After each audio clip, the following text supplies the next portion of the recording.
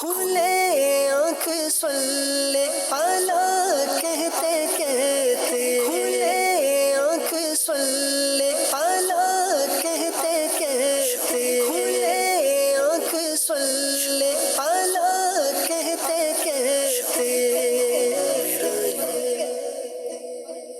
الحمدللہ رب العالمین والصلاة والسلام علی خاتم النبیین، اما بعد فاعوذ باللہ من الشیطان الرجیم، بسم اللہ الرحمن الرحیم۔ الصلاة والسلام علیک یا رسول اللہ، الصلاة والسلام علیک یا حبیب اللہ، الصلاة والسلام علیک یا نبی اللہ وعلی آلک و اصحابک یا نور اللہ۔ مدنی چینل کے ناظرین، پروگرام کھلے آنکھ صلی اللہ کہتے کہتے میں آپ سب کو خوش آمدید کہتے ہیں۔ اللہ پاک کے پیارے پیارے آخری نبی محمد عربی صلی اللہ تعالیٰ علیہ وآلہ وسلم نے ارشاد فرمایا کہ جس نے مجھ پر 10 مرتبہ صبح اور 10 مرتبہ شام درود پاک بھیجا، اسے قیامت کے دن میری شفاعت نصیب ہوگی۔ سبحان اللہ۔ پیارے آقا جان عالم صلی اللہ علیہ وآلہ وسلم کی شفاعت کا حقدار بننے کے لیے نبی کریم صلی اللہ علیہ وآلہ وسلم کی مبارک ذات پر درود و سلام کی کثرت کرنی ہے۔ صبح بھی درود پاک پڑھنا ہے، شام میں بھی، یعنی 10 مرتبہ صبح 10 مرتبہ شام اگر ہم درود پاک پڑھنے کا معمول بنا لیتے ہیں، انشاءاللہ یہ پیاری فضیلت ہم سب کو حاصل ہو جائے گی۔ صلو علی الحبیب صلی اللہ تعالی علی محمد صلی اللہ تعالی علیہ وآلہ وسلم۔ مدنی چینل کے ناظرین، آج کا ہمارا ٹاپک ہے اسلام اور شادی۔ جی ہاں، دین اسلام ایک مکمل ضابطۂ حیات ہے۔ دین اسلام ہمیں ہر شعبہ زندگی سے تعلق رکھنے والے افراد کی بہترین رہنمائی کرتا ہے۔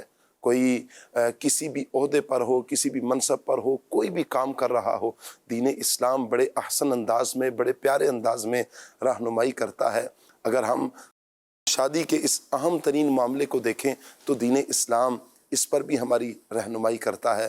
ہم قرآن پاک کا اگر مطالعہ کرتے ہیں، احادیث کا اگر مطالعہ کرتے ہیں، پڑھتے ہیں، تو ہمیں پتہ چلتا ہے کہ نکاح کے بارے میں میرے آقا جان عالم صلی اللہ علیہ وآلہ وسلم نے کیا پیاری پیاری باتیں ارشاد فرمائی ہیں، اور پھر اس نکاح کو آسان کرنے کے حوالے سے ترغیبات دلائی گئی ہیں۔ مدنی چینل کے ناظرین، اللہ تعالیٰ کا فضل اور اس کا احسان ہے کہ اللہ تعالیٰ نے ہمیں دین اسلام کے نور سے منور کیا ہے۔ دین اسلام وہ پیارا دین ہے کہ جو ہر شعبہ زندگی سے تعلق رکھنے والے افراد کی رہنمائی کرتا ہے۔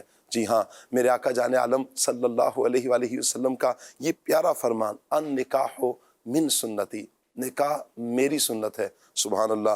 میرے آقا جان عالم صلی اللہ تعالیٰ علیہ وآلہ وسلم کی سنت ہے نکاح کرنا۔ اور پھر نکاح کے حوالے سے یہ بھی ارشاد فرمایا گیا کہ جو جان بوجھ کر نکاح نہیں کرتا، اللہ اکبر، اس سے روح گردانی کرتا ہے، سنت سے منہ پھیرتا ہے، میرے آقا صلی اللہ علیہ وسلم فرماتے ہیں فمن رغب عن سنتی فلیس منی، کہ جو میری سنت سے منہ پھیرتا ہے وہ ہم میں سے نہیں۔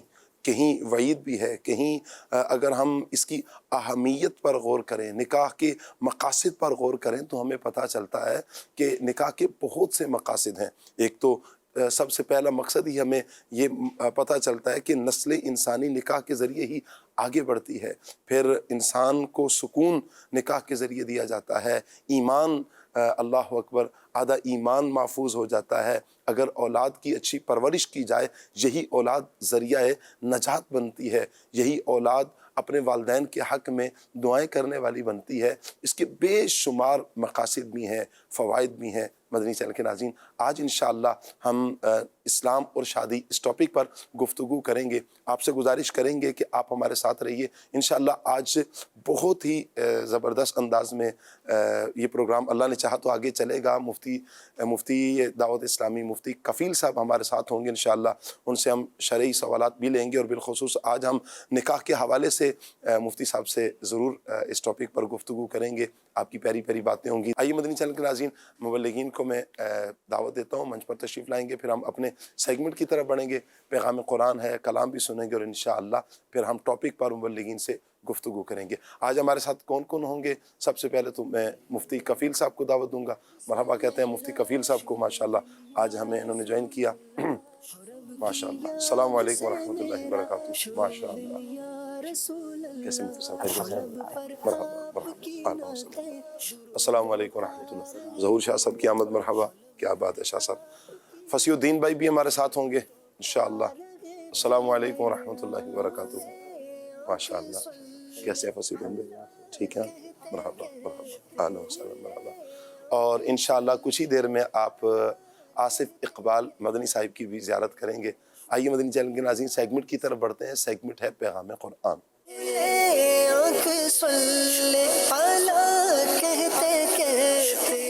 اعوذ باللہ من الشیطان الرجیم۔ اللہ کی پناہ مانگتا ہوں میں شیطان مردود سے۔ بسم اللہ الرحمن الرحیم۔ اللہ کے نام سے شروع جو نہایت مہربان رحمت والا ہے۔ یا ایہا الذین آمنوا انفقوا من طیبات ما کسبتم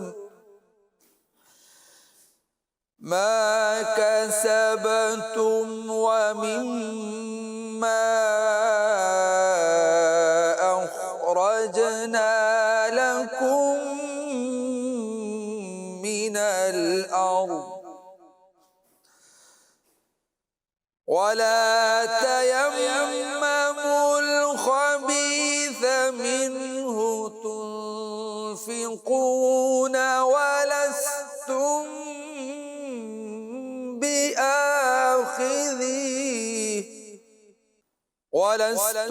بآخذيه إلا أن تغمضوا فيه واعلموا أن الله غني حميد۔ اے ایمان والو، اپنی پاک کمائیوں میں سے اور اس میں سے جو ہم نے تمہارے لیے زمین سے نکالا ہے اللہ کی راہ میں کچھ خرچ کرو، اور خرچ کرتے ہوئے خاص ناقص مال دینے کا ارادہ نہ کرو، حالانکہ اگر وہی تمہیں دیا جائے تو تم اسے چشم پوشی کیے بغیر قبول نہیں کرو گے، اور جان رکھو کہ اللہ بے پرواہ حمد کے لائق ہے۔ اس آیت کریمہ سے یہ پیغام مل رہا ہے اللہ پاک کی بارگاہ میں اپنا کمایا ہوا پاکیزہ اور صاف ستھرا مال دیا جائے، زمین کی پیداوار سے بھی اللہ پاک کی راہ میں خرچ کیا جائے، اور اللہ پاک کی راہ میں ناقص، گھٹیا اور ردی یہ مال نہ دیا جائے۔ جب تم اللہ پاک سے اچھی جزا چاہتے ہو تو اس کی راہ میں مال بھی اعلیٰ درجے کا دیا کرو۔ غور کرو کہ جس طرح کا گھٹیا مال تم راہ خدا میں دیتے ہو، اگر وہی مال تمہیں دیا جائے تو کیا تم اسے قبول کرو گے؟ پہلے تو قبول ہی نہیں کرو گے، اور اگر قبول کر بھی لو تو بھی کبھی خوش دلی سے اسے قبول نہیں کرو گے، بلکہ دل میں برا مناتے ہوئے کرو گے قبول۔ تو جب اپنے لیے اچھا لینے کا سوچتے ہو تو اللہ پاک کی راہ میں خرچ کیے جانے والے کے بارے میں بھی اچھا ہی سوچو کہ جب بھی اللہ پاک کی راہ میں خرچ کرنا ہے تو اچھا مال ہی ہم نے خرچ کرنا ہے۔ اس آیت کریمہ سے مزید چند ایک پیغامات بھی ہمیں ملتے ہیں۔ ایک کہ اپنی کمائی سے خیرات کرنا بہتر ہے، کیونکہ فرمایا اپنی کمائیوں سے ما کسبتم، تو اپنی کمائیوں میں سے خرچ کرنا ہے۔ دوسرا، مال حلال سے خیرات کیا جائے، یعنی طیبات کہہ کر مال حلال کو ذکر کیا گیا۔ پھر فرمایا کہ سارا مال خیرات نہ کرو، بلکہ کچھ اپنے خرچ کے لیے بھی رکھے، جیسا کہ مما کے لفظ سے معلوم ہوتا ہے۔ آخر میں زمین کی پیداوار سے بھی اللہ پاک کی راہ میں دیا جائے، خواہ وہ غلے ہوں یا پھل، نیز پیداوار کم ہو یا زیادہ، بہر صورت اللہ پاک کی راہ میں خرچ کرنا ہے، اللہ پاک کی راہ میں دینا ہے، اور یہی ہے پیغام قرآن۔ یا ایہا الذین آمنوا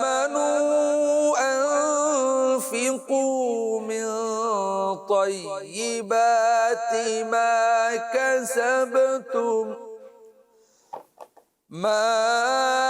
كسبتم ومما أخرجنا لكم من الأرض ولا تيمموا الخبيث منه تنفقون ولستم بآخذيه إلا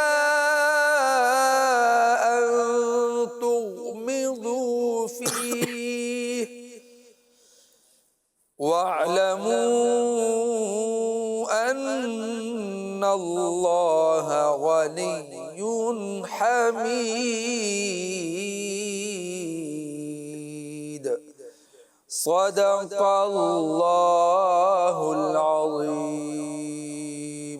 جزاک اللہ. اللہ پاک نور قرآن سے ہم سب کے سینوں کو منور فرمائے، قرآن و سنت کے مطابق اپنی زندگی بسر کرنے کی اللہ پاک توفیق عطا فرمائے. آج ہمارے ساتھ ماشاءاللہ عدنان شیخ بھائی ہوں گے. مرحبا کہتے ہیں عدنان بھائی آپ کو. اللہ پاک برکتوں سے مالا مال فرمائے. عدنان بھائی کی طرف بڑھتے ہیں اور کلام سنتے ہیں، دیکھتے ہیں آج ہمیں عدنان بھائی کون سا کلام سنا رہے ہیں. صلی اللہ علی محمد صلی اللہ علیہ وسلم صلی اللہ علی محمد صلی اللہ علیہ وسلم صلی اللہ علی محمد صلی اللہ علیہ وسلم. مصطفیٰ کے قدموں میں موت دے دے اللہ، مصطفیٰ کے قدموں میں موت دے دے اللہ، مصطفیٰ کے قدموں میں موت دے دے. مدفن بڑے ہمارا سرکار کا مدینہ، صلی اللہ علی محمد صلی اللہ علیہ وسلم. پڑھیے صلی اللہ علی محمد صلی اللہ علیہ وسلم. جو گناہ مانگو جو لینا ہے سو لے لو، جو گناہ مانگو جو لینا ہے سو لے لو. لب باغ آنکھیں بند ہے پھیلی ہے جھولیاں، لب باغ آنکھیں بند ہے پھیلی ہے جھولیاں. کتنے مزے کی بھیک تیرے پاک در کی ہے، جو گناہ مانگو جو لینا ہے سو لے لو، جو گناہ مانگو جو لینا ہے سو لے لو. دنیا کے تاجداروں سرکار آ گئے ہیں،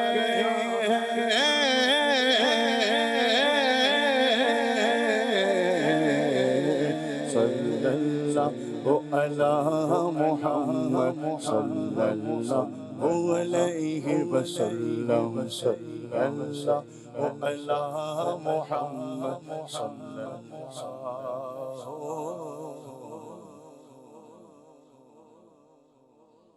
علیہ وسلم. صرف ایک بار، صرف ایک بار، صرف ایک بار، صرف ایک بار، صرف ایک بار، صرف ایک بار دل سے مصطفیٰ کو تو پکار.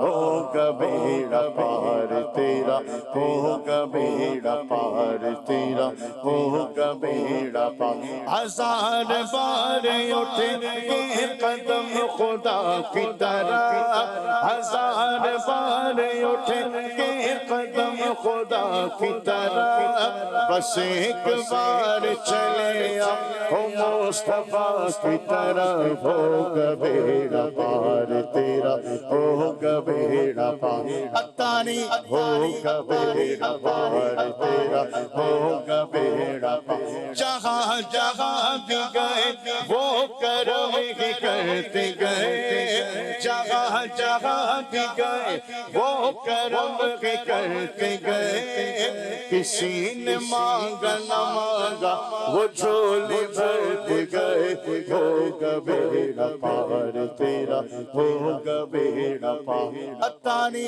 ہوگا بیڑا پار تیرا ہوگا بیڑا پار کوئی آ جائے طلب سے سوا دیتے ہیں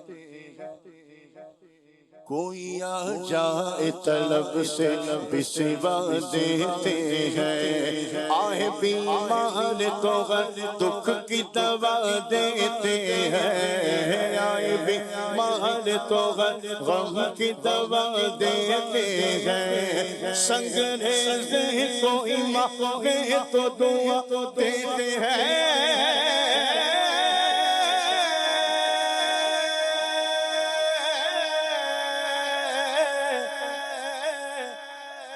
سنگنے سے کوئی مانگے تو دعا دیتے ہیں دشمن آ جائے تو چادر بھی بچھا دیتے ہیں ایسے ہیں سرکار میرے ایسے ہیں سرکار ایسے ہیں سرکار میرے ایسے ہیں سرکار ایسے ہیں سرکار میرے ایسے ہیں سرکار دل سے مصطفیٰ کو تو پکار ہوگا بیڑا پار تیرا ہوگا بیڑا پار دعا کو باب اثر سے گزار کر دیکھو دعا کو باب اثر سے گزار کر دیکھو در نبی پہ خدا کو پکار کر دیکھو در نبی پہ خدا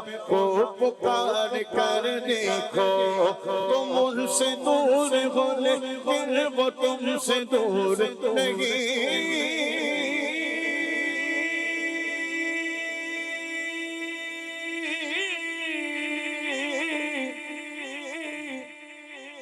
تم ان سے دور ہو لیکن وہ تم سے دور نہیں یقین آئے تو دل سے پکار کر دیکھو ہوگا بیڑا پار تیرا ہوگا بیڑا پار ہوگا بیڑا پار تیرا ہوگا بیڑا پار ہوگا بیڑا پار تیرا ہوگا بیڑا پار دل سے مصطفیٰ کو تو پکار ہوگا بیڑا پار تیرا ہوگا بیڑا پار وہاں کیا جود و کرم ہے شہبت تیرا وہاں کیا جود و کرم ہے شہبت تیرا نہیں سنتا ہی نہیں مانگنے والا تیرا نہیں سنتا ہی نہیں مانگنے والا تیرا میں تو مالک کا ہوں کہ وہ مالک کے حبیب میں تو مالک کا ہوں کہ وہ مالک کے حبیب میں تو مالک کا ہوں کہ وہ مالک کے حبیب یعنی محبوب محب میں نہیں میرا تیرا ہوگا بیڑا پار تیرا ہوگا بیڑا پار اتانی ہوگا بیڑا پار تیرا ہوگا بیڑا پار دل سے مصطفیٰ کو تو پکار صرف ایک بار صرف ایک بار کہ محمد سے وفا تو نے تو ہم تیرے ہیں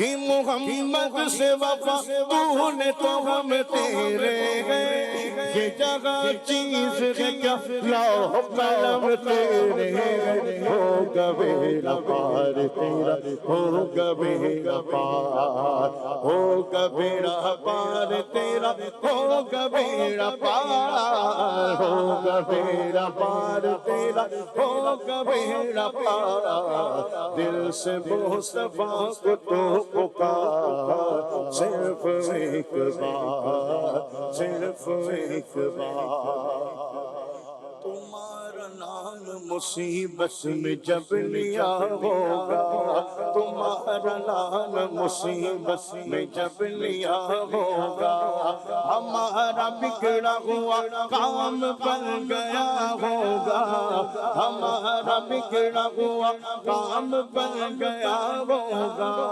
خدا کا لطف ہوا ہوگا دستگیر ضرور جو گرتے گرتے تیرا نام لے لیا ہوگا جو گرتے گرتے تیرا نام لے لیا ہوگا عزیز بچے کو ماں جس طرح تلاش کرے عزیز بچے کو ماں جس طرح تلاش کرے خدا گواہ رہی حال آپ کا ہوگا خدا گواہ رہی حال آپ کا ہوگا دکھائی جائے گی محشر میں شان محبوبی کہ آپ ہی کی خوشی آپ کا کہا ہوگا کہ آپ ہی کی خوشی آپ کا کہا ہوگا کہیں گے اور نبی اس غبو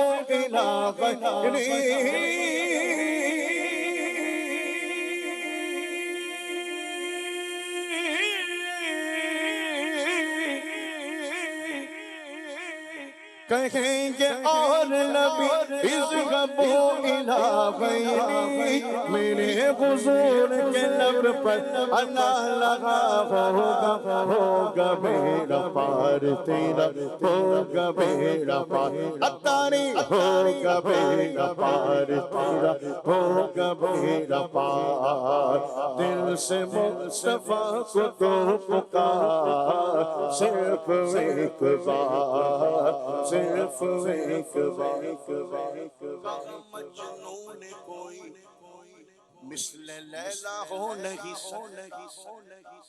کہا فرہاد نے شیری کے جیسا ہو نہیں سکتا زلیخا نے کہا یوسف سے پیارا ہو نہیں سکتا کہا ان سب سے میں نے سب یہ ممکن ہے مگر سن لو کہا ان سب سے میں نے سب یہ ممکن ہے مگر سن لو میرے آقا جیسا دنیا میں پیدا ہو نہیں سکتا ہوگا بیڑا پار تیرا ہوگا بیڑا پار ہوگا بیڑا پار تیرا ہوگا بیڑا پار ہوگا بیڑا پار تیرا ہوگا بیڑا پار اتاری ہوگا بیڑا پار تیرا ہوگا بیڑا پار دل سے مصطفیٰ کو تو پکار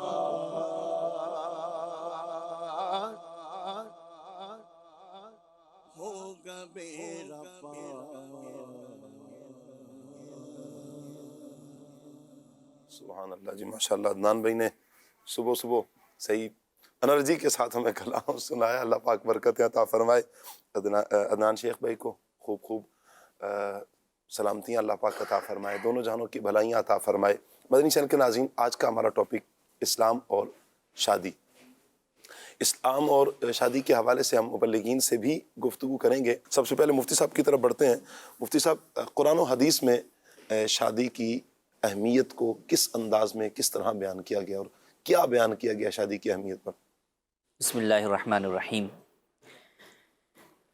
شادی کو اسلامی اعتبار سے اگر ہم دیکھیں تو بنیادی چیز اس میں نکاح ہے جی نکاح ہی جو ہے وہ در حقیقت شادی کی جو ہے وہ بنیاد ہے جی شادی کا ہمارے ہاں تو ایک سمجھے کہ پورا پیکیج ہے جی سمجھا جاتا ہے لیکن بنیادی جو چیز ہے وہ ہے نکاح، جی اور نکاح جو ہے وہ انبیاء کرام علیہ السلام کی سنت ہے، اور یہ وہ سنت ہے جو صرف نبی کریم صلی اللہ علیہ وسلم نہیں بلکہ سابقہ انبیاء کرام علیہ السلام کی بھی سنت ہے۔ حضرت آدم علیہ السلام سے لے کر نبی کریم صلی اللہ علیہ وسلم تک اور قیامت تک یہ نکاح جو ہے وہ جاری ہے، اور تمام انبیاء کرام علیہ السلام نے نکاح فرمائے۔ چونکہ نکاح جو ہے وہ ایک اللہ پاک نے جب انسان کو خلیفہ بنایا اور حضرت آدم علیہ السلام اور آپ کی زوجہ اماں سیدہ حوا رضی اللہ تعالیٰ عنہا کو زمین پر جو ہے وہ اتارا، تو اس کے بعد آپ کی آگے جو نسل نے چلنا تھا، انسانیت نے جو آگے بڑھنا تھا، اس کے ذریعے سے اس کے لیے جو ہے وہ نکاح ہوا، اور نکاح جو ہے وہ نسل انسانی کی بقا کا ذریعہ ہے۔ نکاح جو ہے وہ انسان کی عصمت اور انسان کی عزت کا جو ہے وہ محافظ ہے۔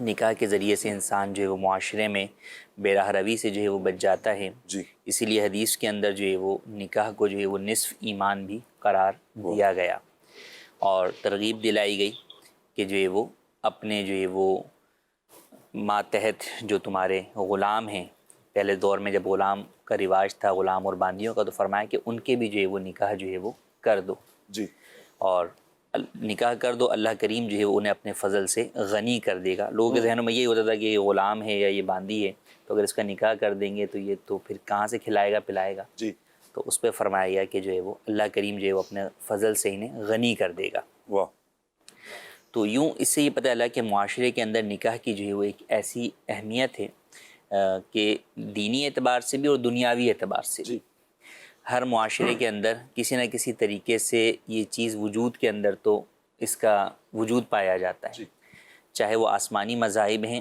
یا غیر آسمانی مذاہب، جی ان کے اندر بھی کہیں نہ کہیں کانسیپٹ جو ہے وہ نکاح کا جو ہے وہ پایا جاتا ہے، اگرچہ وہ الگ الگ جو ہے وہ انداز کے اندر ہے، لیکن بہرحال جو ہے وہ کانسیپٹ پایا جاتا ہے۔ تو یہ ایک ایسی چیز ہے جس سے کسی کو بھی جو ہے وہ انکار نہیں ہے۔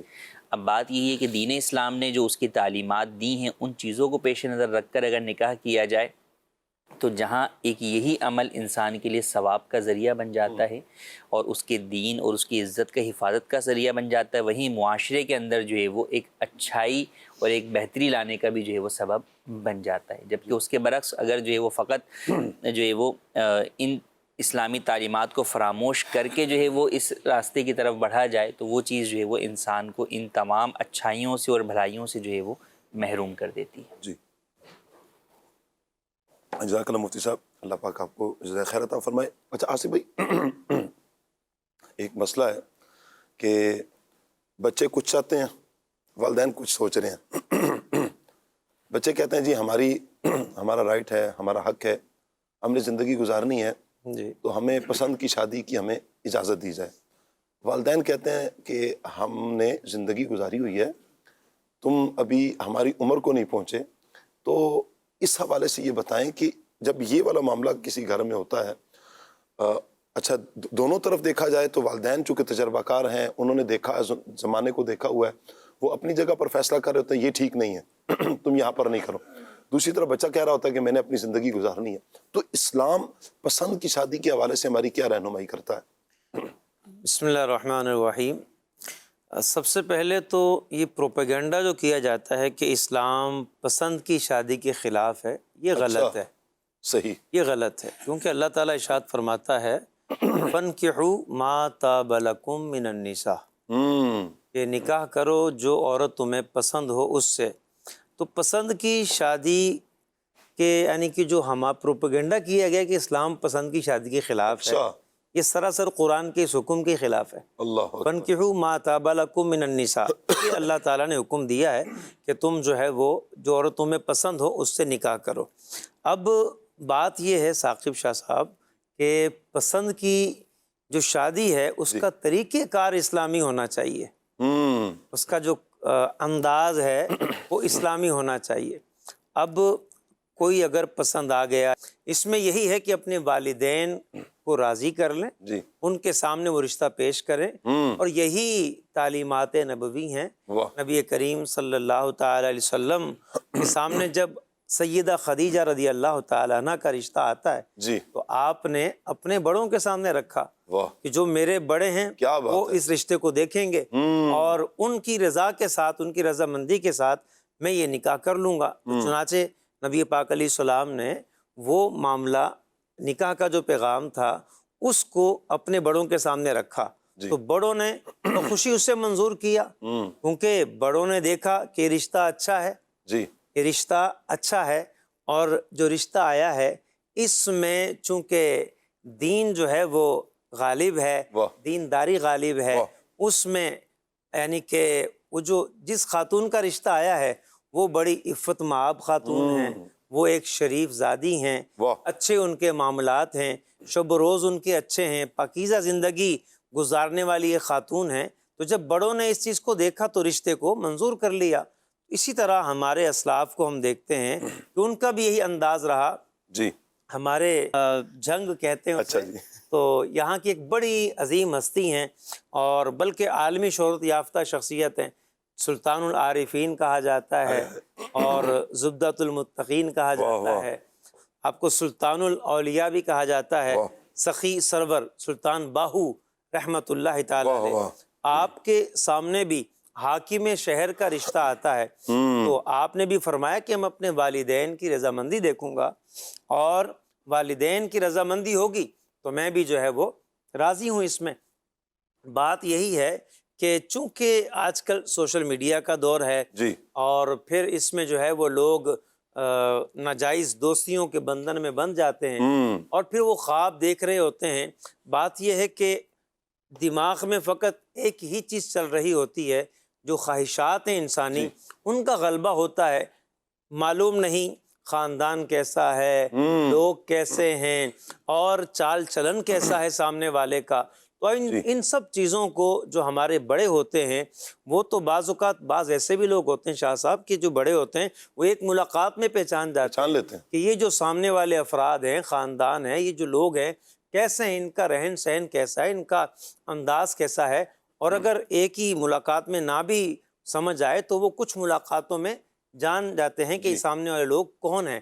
دیکھیں، اگر پسند کی شادی بندہ کرنا بھی چاہتا ہے تو حدیث پاک میں ہے کہ دو محبت کرنے والوں کے لیے نکاح سے بہتر کوئی راستہ نہیں ہے۔ تو اس لیے جو ہے وہ اگر پسند کی شادی کرنا چاہتے ہیں تو ایسی پسند کی شادی ہونی چاہیے ماں باپ بھی راضی ہوں، خاندان والے راضی ہوں، اور اگر پسند کی شادی ڈائریکٹ کر لی جائے ماں باپ کی رضا کو، ان کی رضامندی کو کراس کرتے ہوئے، ان کو ناراض کرتے ہوئے، خاندان والوں سے جھگڑا مول لے کر، بہن بھائیوں کو بھی ان کی بھی کوئی پرواہ نہ کرنا، تو اگر اس انداز سے شادی کی جائے تو اس کے پھر بہت سارے معاشرتی نقصانات ہمیں نظر آتے ہیں۔ اب آپ یہ دیکھیں کہ والدین کی دعائیں شامل نہیں ہیں تو بے برکتی آ جائے گی، اور والدین کی دعائیں شامل ہوتی ہیں تو اس میں برکت ہو جاتی ہے۔ پھر کبھی نعوذ باللہ ایسا ہو کہ کوئی جھگڑوں کی صورت ہو جائے میاں بیوی کے درمیان، صلح کروانے والا کو بڑا ہے ہی نہیں، اگر خدا نہ خواستہ ان کی رضامندی کو چھوڑ کر اور اس طرح سے اس انداز پر جو معاشرے میں بعض شادیاں ہو رہی ہیں، اس میں نقصان ہی کے پہلو غالب ہیں۔ اور آپ یہ دیکھیں کہ نہ بہن بھائیوں کی خوشی حاصل ہو رہی ہے، نہ خاندان کے بزرگوں کی دعائیں حاصل ہو رہی ہیں، اور پھر بندہ معاشرتی طور پر تنہا پڑ جاتا ہے، اکیلا ہو جاتا ہے۔ کبھی زندگی میں کوئی حادثات پیش آ جاتے ہیں، بندہ کوئی مصیبت میں پھنس جاتا ہے۔ اگر خاندان والوں کا اعتماد ہوتا ہے، والدین کی رضامندی ہوتی ہے، بہن بھائی راضی ہوتے ہیں شادی میں، تو سارے آپ کے ساتھ کھڑے ہوتے ہیں، ورنہ پھر آپ معاشرے میں تنہا رہ جاتے ہیں۔ تو اس کے معاشرتی نقصانات بھی ہیں اور پھر دینی نقصانات بھی ہیں۔ ہمیں سوچنا یہ چاہیے کہ اسلام ہمیں کیا درس دیتا ہے۔ ماں باپ کی رضا کو فوقیت دینی چاہیے، والد کی رضا میں اللہ کی رضا، اور پھر والد کی ناراضی میں اللہ کی ناراضی ہے۔ پھر آپ یہ دیکھیں کہ ہمیں اگر ہم نے والدین کو اعتماد میں لیا، ان کی رضامندی کے ساتھ ہم نے شادی کی، نکاح کیا، تو اس میں کیا ہے کہ والدین ہمیشہ ہمارے ساتھ رہیں گے، ان کی دعائیں ہمارے ساتھ رہیں گی، اور پھر معاشرہ بھی ایسے لوگوں کو اچھا کہتا ہے جو اپنی والدین کی رضامندی کے ساتھ یہ قدم اٹھاتا ہے۔ کیا بات ہے، کیا بات ہے، سبھی بڑے پیارے انداز میں آپ نے اس ٹاپک کو لیا ہے اور سمیٹا ہے کہ نکاح کی دین اسلام پسند کی شادی کی اجازت دیتا ہے، قرآن پاک کی آیت بالکل واضح ہے، لیکن والدین کی رضا کو بھی باہر صورت دیکھا جائے، اگر آپ گھر میں سکھ چاہتے ہیں. دیکھیں نکاح ہو گیا, آپ گھر میں جب گھر والے کو لے کر آئیں گے, گھر والی کو لے کر آئیں گے, اب اگر گھر میں ہی ناچاقی ہے تو آپ سوچیں کہ آپ کی ساری زندگی کتنی بے سکونی میں گزرے گی. جب گھر میں آپ کو سکون نہیں, ذہنی طور پر آپ مطمئن نہیں ہیں, اطمینان میں نہیں ہیں, سکون میں نہیں ہیں, لڑائی جھگڑا ہے, ناراضیاں ہیں, کچھ بھی ہے, یہاں تک کہ آپ کو گھر سے ہی نکال دیا جاتا ہے, کچھ بھی کیا جاتا ہے, یا آپ الگ ہو جاتے ہیں, کرائے پر چلے جاتے ہیں, یا کہیں اور شفٹ ہو جاتے ہیں, پھر تنہا تو آپ ہو گئے, آپ نے سب کچھ چھوڑ دیا. اچھا یہاں مفتی صاحب ایک اور معاملہ ہوتا ہے. معاملہ یہ ہوتا ہے کہ جب اگر کوئی بچہ یہ اسے میں نادانی کہوں یا کچھ بھی کہوں, وہ یہ قدم اٹھا لے اور جب وہ واپس پلٹ کر آتا ہے تو بعض اوقات دیکھا ہی جاتا ہے کہ ماں باپ کبھی یوں بھی کہہ رہے ہوتے ہیں کہ میں تمہیں اپنا کھایا ہوا نہیں بخشوں گا, میں نے جو تمہیں حلال کے لقمے کھلائے ہیں ہم کبھی تمہیں بخشیں گے نہیں, تم آگ کر دیں گے. اگر تم یہ چاہتے ہو کہ ہم تمہیں دعائیں دیں, تمہیں کچھ نہ کریں اور تمہیں یہ آگ نہ کریں, تو تمہیں اس کو طلاق دینی ہوگی. تو اب دیکھیں کہ ایک طرف ہم دیکھتے ہیں کہ قرآن پاک میں یا احادیث کا ہم مطالعہ کرتے تو ہمیں پتہ چلتا ہے کہ والدین کا حکم مانا جائے, شریعت مطالعہ کہتی ہے کہ یہ حکم ماننا لازم ہے. اچھا دوسری طرف یہ ایک نکاح کی صورت بن چکی ہے, تو اب یہ جب یہ معاملہ ہو تو اب اس صورت میں ایسا بچہ کیا کرے گا کہ کیا یہ اپنے ماں باپ کے حکم کو مانے گا, یا اچھا نہیں بھی ہوتا, کبھی چھپ کر نہیں بھی کیا, ویسے ہی اگر ماں باپ کو نکاح کے بعد بھی ماں باپ نہیں کروایا, سمجھ نہیں آ رہی, اب ماں باپ کہتے ہیں کہ تم اسے چھوڑ دو, طلاق دے دو, کیا کہیں گے آپ؟ بسم اللہ الرحمن الرحیم. میں آپ کے اس سوال سے پہلے تھوڑا سا جو ہے وہ آصف بھائی کی گفتگو کی طرف جانے کی اجازت چاہوں گا. اللہ اکبر, آپ کو استغفر اللہ, ہم کون ہوتے ہیں یہ کہ اجازت دینے والے؟ جیسے کہا کہ نکاح جو ہے وہ اپنی پسندیدہ عورت سے جو ہے وہ کریں, جی تو بنیادی طور پر یہ بات تو ٹھیک ہے, لیکن ہمارے ہاں جو اس کا طریقہ اختیار کیا جاتا ہے وہ درست نہیں ہے. اس کا یہ مطلب نہیں ہے کہ آپ جو ہے نا ہر آنے جانے والی کو تاڑتے رہیں کہ دیکھو میرے کو کون سی پسند آ رہی ہے, یا وہ جو ہے نا وہ تاڑتے رہے کہ جناب کس کو کیا پسند آ رہے ہیں. جی تو ہم بات یہ ہے کہ دین اسلام کی اپنے پسند کی چیزیں لے لیتے ہیں, باقی چھوڑ دیتے ہیں. جی تو اس سے پہلے اسلام ہمیں کیا کہتا ہے, کل المؤمنین یغضوا من ابصارہم وکل المؤمنات یغضضن من ابصارہن. واہ, تو سب سے پہلے دین اسلام تعلیم تو یہ دیتا ہے کہ بھائی اپنی نگاہیں نیچے رکھیں. جی معاشرے کو شرم و حیا کے خطوط کے اوپر استوار جو ہے وہ اسلام استوار کرنے کی تعلیم دیتا ہے. تو نگاہیں نیچے رکھتے ہیں آپ, تو اب اس کے بعد ناگہانی طور پر یا اچانک جو ہے وہ بغیر قصد کے آپ کی کسی جگہ نگاہ پڑ گئی اور آپ کو وہ پسند آ گئی, تو آپ نے والدین کی طرف وہ جو ہے وہ کر دیا. ہمارے ہاں کیا ہوتا ہے کہ دوستیاں بڑھائی جاتی ہیں اسکول میں, کالجز میں, یونیورسٹیز کے اندر, یا آج کل سوشل میڈیا کا دور ہے اس کے اندر, اور پہلے ہی سارے عہد و پیمان اور ساری چیزیں جو ہے وہ ہو چکی ہوتی ہیں. یہ تو ایک رسمی طور پر جو ہے وہ بات والدین کی طرف لانے کو بھی لائی جاتی ہے. تو یہ جو ابتدائی طور پر آپ بڑھ تو ایک جائز کام کی طرف رہے نکاح کے, لیکن اس سے پہلے گناہوں کا ایک انبار اور مجموعہ جو ہے وہ آپ اپنے سر پر جو ہے وہ لیے ہوئے ہیں. تو یہ بات جو ہے وہ ہرگز درست نہیں ہے. تو اسلام یہ نہیں کہتا آپ کو کہ آپ شادی پسندگی کرنے کے لیے پہلے یہ سارے حرام کام جو ہے وہ کر دیں, بلکہ اسلام ان تمام کیسے آئے گا مفتی صاحب پھر؟ وہ پسند یوں ہی آئے گا. دیکھیں نا, یہ جو سوال آج کے دور میں اٹھا, پہلے دور میں یہ اتنا کیوں نہیں تھا؟ اس لیے نہیں تھا کہ وہاں نگاہیں نیچے تھیں. جب نگاہیں نیچی تھیں تو پسند کوئی کبھی کسی کو آ جاتا تھا. یہاں تو ہر دوسرے کو 4-5 پسند آ رہے ہیں, اور وہ پسند جو ہے وہ چینج ہوتی جا رہی ہیں. جس طرح جو 2025 جا رہا ہے تو شاید 2026 کی پسند کچھ اور ہوگی اور 27 کی کچھ اور ہوگی. اس میں یہ بھی ہو سکتا ہے کہ پسند سے مراد یہ ہے کہ ماں باپ نے کوئی پسند کیا تو اسے بھی پسند آ گیا, یوں بھی جو ہے وہ پسند جو ہے وہ آ گیا. اب یہ ان کسی کے چیزوں کو اوصاف سن کر بھی تو مفتی صاحب بالکل جو ہے وہ دل میں آ پسند جو ہے جاتا وہ ہے نا. آ سکتا ہے. اور پھر تیسری بات یہ ہے کہ والدین بھی جو چیز جو ہے وہ پیش کرتے ہیں, اس میں والدین کے لیے بھی نصیحت ہے. دیکھیں, ایک ہے کہ وہ آپ کی پسند ہے. ہمارے یہاں پر ایک بہت بڑا طبقہ وہ ہے کہ جس کے اندر والدین کی وہ پسند جو ہوتا ہے نا, وہ اس لیے پسند ہوتا ہے کہ والدہ کو وہ پسند ہے, والدہ کو خالہ کی بیٹی پسند ہے, یا والد صاحب کو پھپھو کی بیٹی پسند ہے. تو وہ اس لیے کر رہے ہیں, وہ یہ نہیں دیکھ رہے کہ یہ رشتہ یا یہ لڑکی یا یہ لڑکا جی میرے بیٹے کے لیے اچھا ہے یا نہیں. تو بات یہ ہے کہ دین کے اندر جو نکاح ہے نا, وہ لڑکا اور لڑکی کی رضامندی سے ہی نکاح ہوتا ہے, بالغ لڑکے لڑکی کا. تو اب آپ اپنی رضا تو دیکھ رہے ہیں کہ جناب ہم میاں بیوی راضی ہیں نہیں راضی ہیں کہ اس بچے کا نکاح اس سے کر دیا جائے, اور ان دونوں کی آپس کی رضامندی کو نہیں دیکھ رہے. تو یہ بات والدین کی طرف سے درست نہیں ہے. اچھا یہاں مفتی صاحب اگر مجھے اجازت دیں تو میں بیچ میں ایک اور ایڈ کر لیتا ہوں. بچپن میں بعض اوقات جوڑ دیے جاتے ہیں, بالکل نابالغی کی عمر میں یہ طے کر لیے جاتے وہ ہیں. یہی نا کہ وہ اپنی پسند ہوتی ہے جی. یعنی وہ یہ یا تو کسی احسان کے تلے دب کر جو وہ کر رہے ہوتے ہیں کہ جناب جو وہ انہوں نے ہم پر اتنا بڑا احسان کیا تو صحیح ان کی بیٹی کا ہم آج سے جو ہے وہ ہاتھ جو ہے وہ مانگ لیتے ہیں, یا اپنا بیٹا جو ہے وہ ہم انہیں جو ہے وہ دے دیتے ہیں. یا یہ ہوتا ہے کہ جو ہے وہ کہ محبت کی وجہ سے بہن بھائیوں میں آپس میں بہت بانڈنگ ہے تو وہ شروع میں ہی طے کر لیتے ہیں بھائی ہمارے, بلکہ بچے نہیں بھی ہوتے طے کر لیتے ہیں ہمارے جو بچے ہوں گے تو ان کا جو ہے وہ رشتہ ہم آپس میں جو ہے وہ کریں گے, یا بچے ہو گئے تو بچپن میں کر لیے. تو یہ باتیں جو ہے وہ نہیں کرنی چاہیے اور یہ مناسب بھی نہیں ہے. کل کو وہ بچہ بڑا ہو اس کے عادات و اطوار کیا ہوں, بچی بڑی ہو اس کے عادات و اطوار کیا ہوں, تو بنیادی طور پر والدین کو جو چیز دیکھنی چاہیے وہ یہ کہ یہ رشتہ میرے بچے کے حق میں بہتر ہے یا نہیں. وہ بچے کی طرف سے دیکھیں, نہ یہ کہ اپنے اعتبار سے, کیونکہ رہنا زندگی ان دونوں نے گزارنی ہے.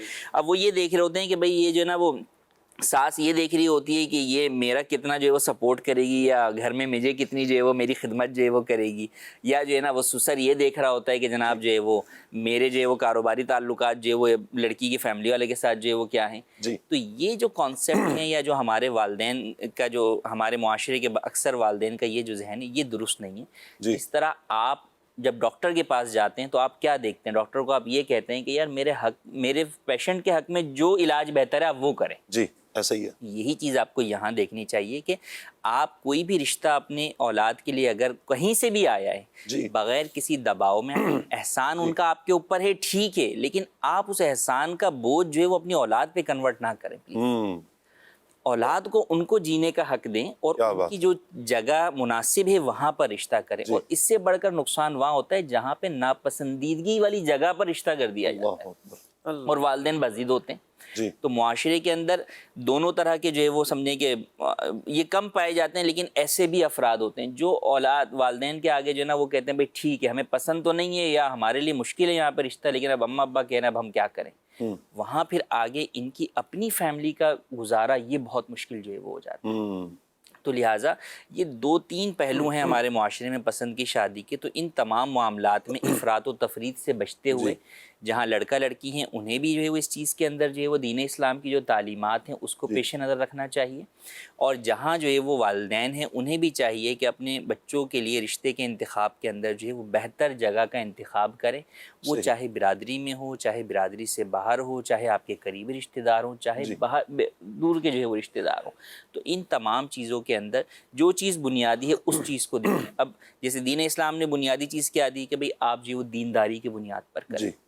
اب ہم دیکھتے ہیں معاشرے کے اندر بسا اوقات ماشاءاللہ عالمہ اسلامی بہن ہوتی ہے, لڑکی ہوتی ہے, لیکن اس کا رشتہ جو ہے وہ ایسی جگہ ہو رہا ہوتا ہے کہ اس کو شاید نماز پڑھنا بھی نہ آتی ہو.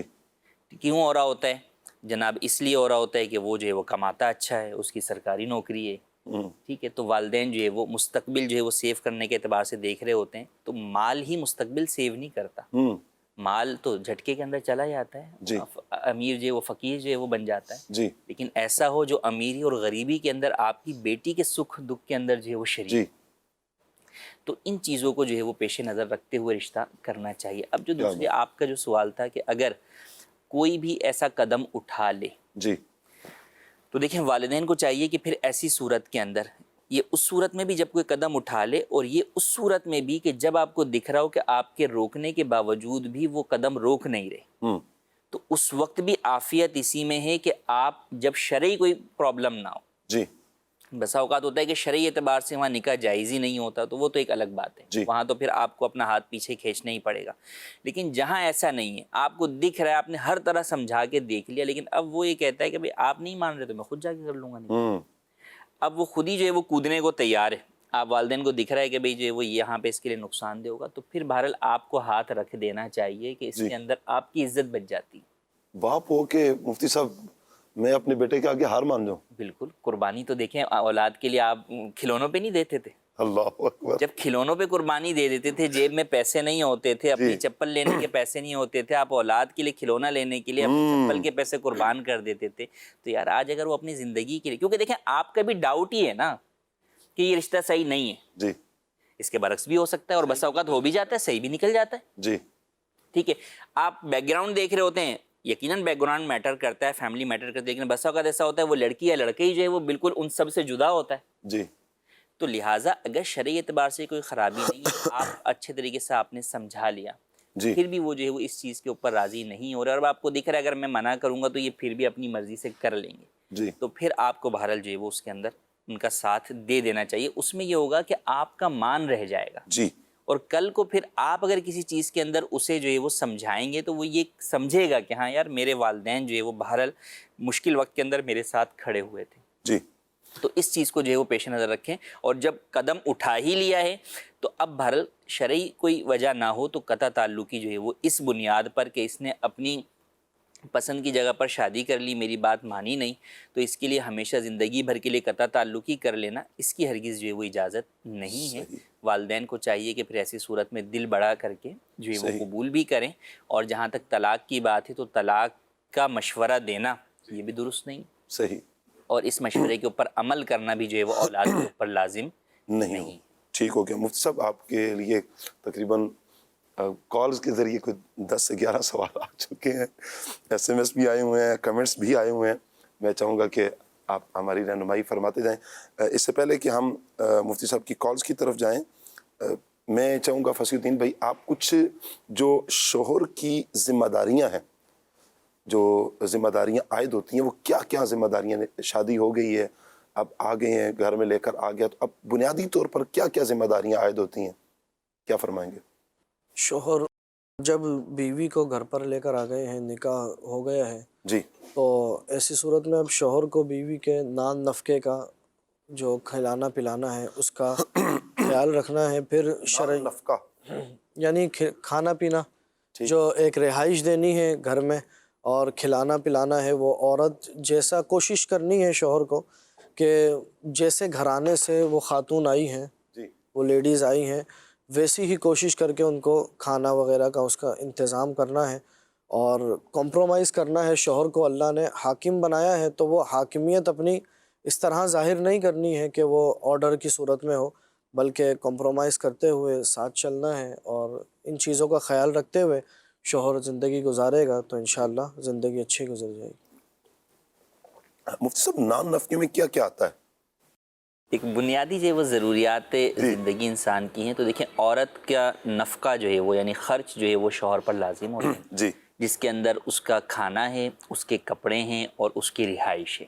یہ تین چیزیں بنیادی جو ہے وہ لازم آتی ہیں۔ اب یہ بہت وسیع بھی ہو سکتی ہیں، اور یہ جو ہے وہ مڈل بھی ہو سکتی ہیں، اور یہ بہت کم بھی ہو سکتی ہیں۔ اس میں لکھوا دیتے ہیں کہ ہر مہینے 5,000 روپے دینے ہیں، یہ کیا چکر ہے؟ جیب خرچ بھی الگ سے جو ہے وہ اب تو پاکٹ منی جو ہے وہ لکھوائی جاتی ہے۔ تو بنیادی طور پر نفقے کا جہاں بھی دین اسلام میں کہا گیا اولاد کا نفقہ لازم ہوتا ہے، خاص طور پہ یہ اس وقت سوال ہمارے ہاں زیادہ آتا ہے جب سیپریشن ہو جائے، طلاق ہو جائے، کہ بھئی جو ہے وہ کتنا خرچہ دیا جائے۔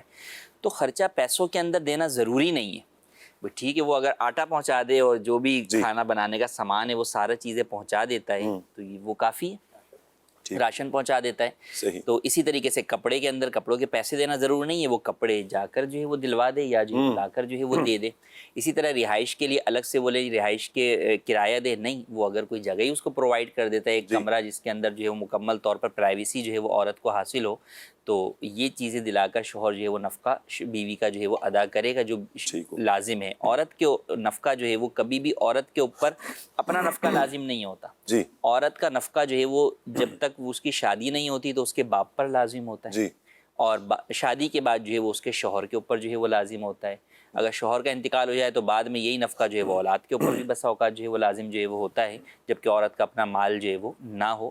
تو لہٰذا یہ جو نفقے کی مختلف پھر ادائیگیاں ہیں کہ دونوں مالدار فیملی سے ہیں تو مالداروں والا جو ہے وہ نفقہ ہوگا، عورت اگر جو ہے وہ غریب فیملی سے ہے اور شوہر جو ہے وہ مالدار ہے تو پھر ایسی صورت کے اندر اگرچہ درمیانے درجے کا نفقہ لازم ہے، لیکن شوہر کو چاہیے کہ جو خود کھاتا ہے وہی اپنی بیوی کو بھی جو ہے وہ کھلائے۔ اور دونوں جو ہے وہ لو کیٹیگری فیملی سے تعلق رکھتے ہیں آمدنی کے اعتبار سے، تو ایسی صورت کے اندر جو ہے وہ اس کیٹیگری کا جو ہے وہ نفقہ اس کے اوپر لازم ہوگا۔ ٹھیک ہو گیا۔ کچھ کالز ہیں، مفتی صاحب کے لیے کال لیتے ہیں۔ مفتی صاحب سے میرا سوال یہ ہے شاہ جی کہ نکاح یا شادی کرتے وقت لڑکے یا لڑکی میں سب سے پہلے کن باتوں کا خیال رکھنا ضروری ہے؟ آج کل دیکھا گیا ہے کہ صرف مال و دولت کو ہی مد نظر رکھا جاتا ہے، باقی چیزیں وہ جائز کماتا ہے ناجائز کماتا ہے، عقائد کے مسائل ہیں اور دیگر شرعی خرابیاں بھی ہوتی ہیں، لیکن لوگ اس طرف توجہ نہیں کرتے. تو مفتی صاحب برائے مہربانی اس معاملے پر ہماری رہنمائی فرمائیں کہ سب سے پہلے کن چیزوں کو ترجیح دی جائے. جزاک اللہ خیرہ. جی مفتی صاحب. دیکھیں حدیث میں بھی فرمایا گیا کہ عورت سے نکاح جو ہے وہ 4 وجہ سے کیا جاتا ہے، جس کے اندر حسن و جمال ہے، مال و دولت ہے اور دینداری ہے آخر میں. اور فرمایا کہ عورت سے نکاح جو ہے وہ اس کی دینداری کو پیش نظر رکھ کر کرو. تو یہی چیز لڑکے میں بھی دیکھنی چاہیے، لڑکی میں بھی دیکھنی چاہیے کہ دونوں طرف جو ہے وہ دینداری کو فوقیت دینی چاہیے. دیندار ہوگا تو وہ کم کما کر بھی اپنی بیوی کو بھوکا نہیں سلائے گا، لیکن اگر مالدار ہے لیکن دیندار نہیں ہے تو احساس جو ہے وہ دیکھیں دین دیتا ہے. تو جب دیندار نہیں ہوگا تو ایسی صورت کے اندر کئی ایسے مالداروں کے کیس ہمارے پاس دارالفتہ میں جو ہے وہ آتے ہیں کہ وہ اپنی بیویوں کو نہیں کھلاتے، جی بھوکا رکھتے ہیں. اللہ اکبر. تو ایسے ہیں. تو میں آج اپنے منچ کے اوپر جو ہے نا وہ 2 تجربے کار افراد کو جو ہے وہ بلایا ہے، مجھے اور آصف بھائی کو. آصف بھائی کو نکاح پڑھانے کا جو ہے وہ بڑا تجربہ ہے ماشاءاللہ. آپ ماشاءاللہ دارالفتہ میں؟ ہم دارالفتہ میں. تو یہ کیسز ہمارے پاس جب آتے ہیں تو ہمارے پاس سمجھیں کہ جو اینڈ آتا ہے نا وہ آپ سمجھ ہی سکتے ہیں کہ ہمارے پاس تو طلاق کا پھر جو ہے وہ زیادہ کیسز آتے ہیں. تو وہ جو اس کی اینڈنگ ہو رہی ہوتی ہے وہ بہت جو ہے وہ تکلیف دہ جو ہے وہ ہو رہی ہوتی ہے. جو پسند کی شادی کی بھی بات کی تو پسند کی شادیاں لوگ کیا سمجھتے ہیں کہ بڑی جو ہے وہ ہوتی ہیں.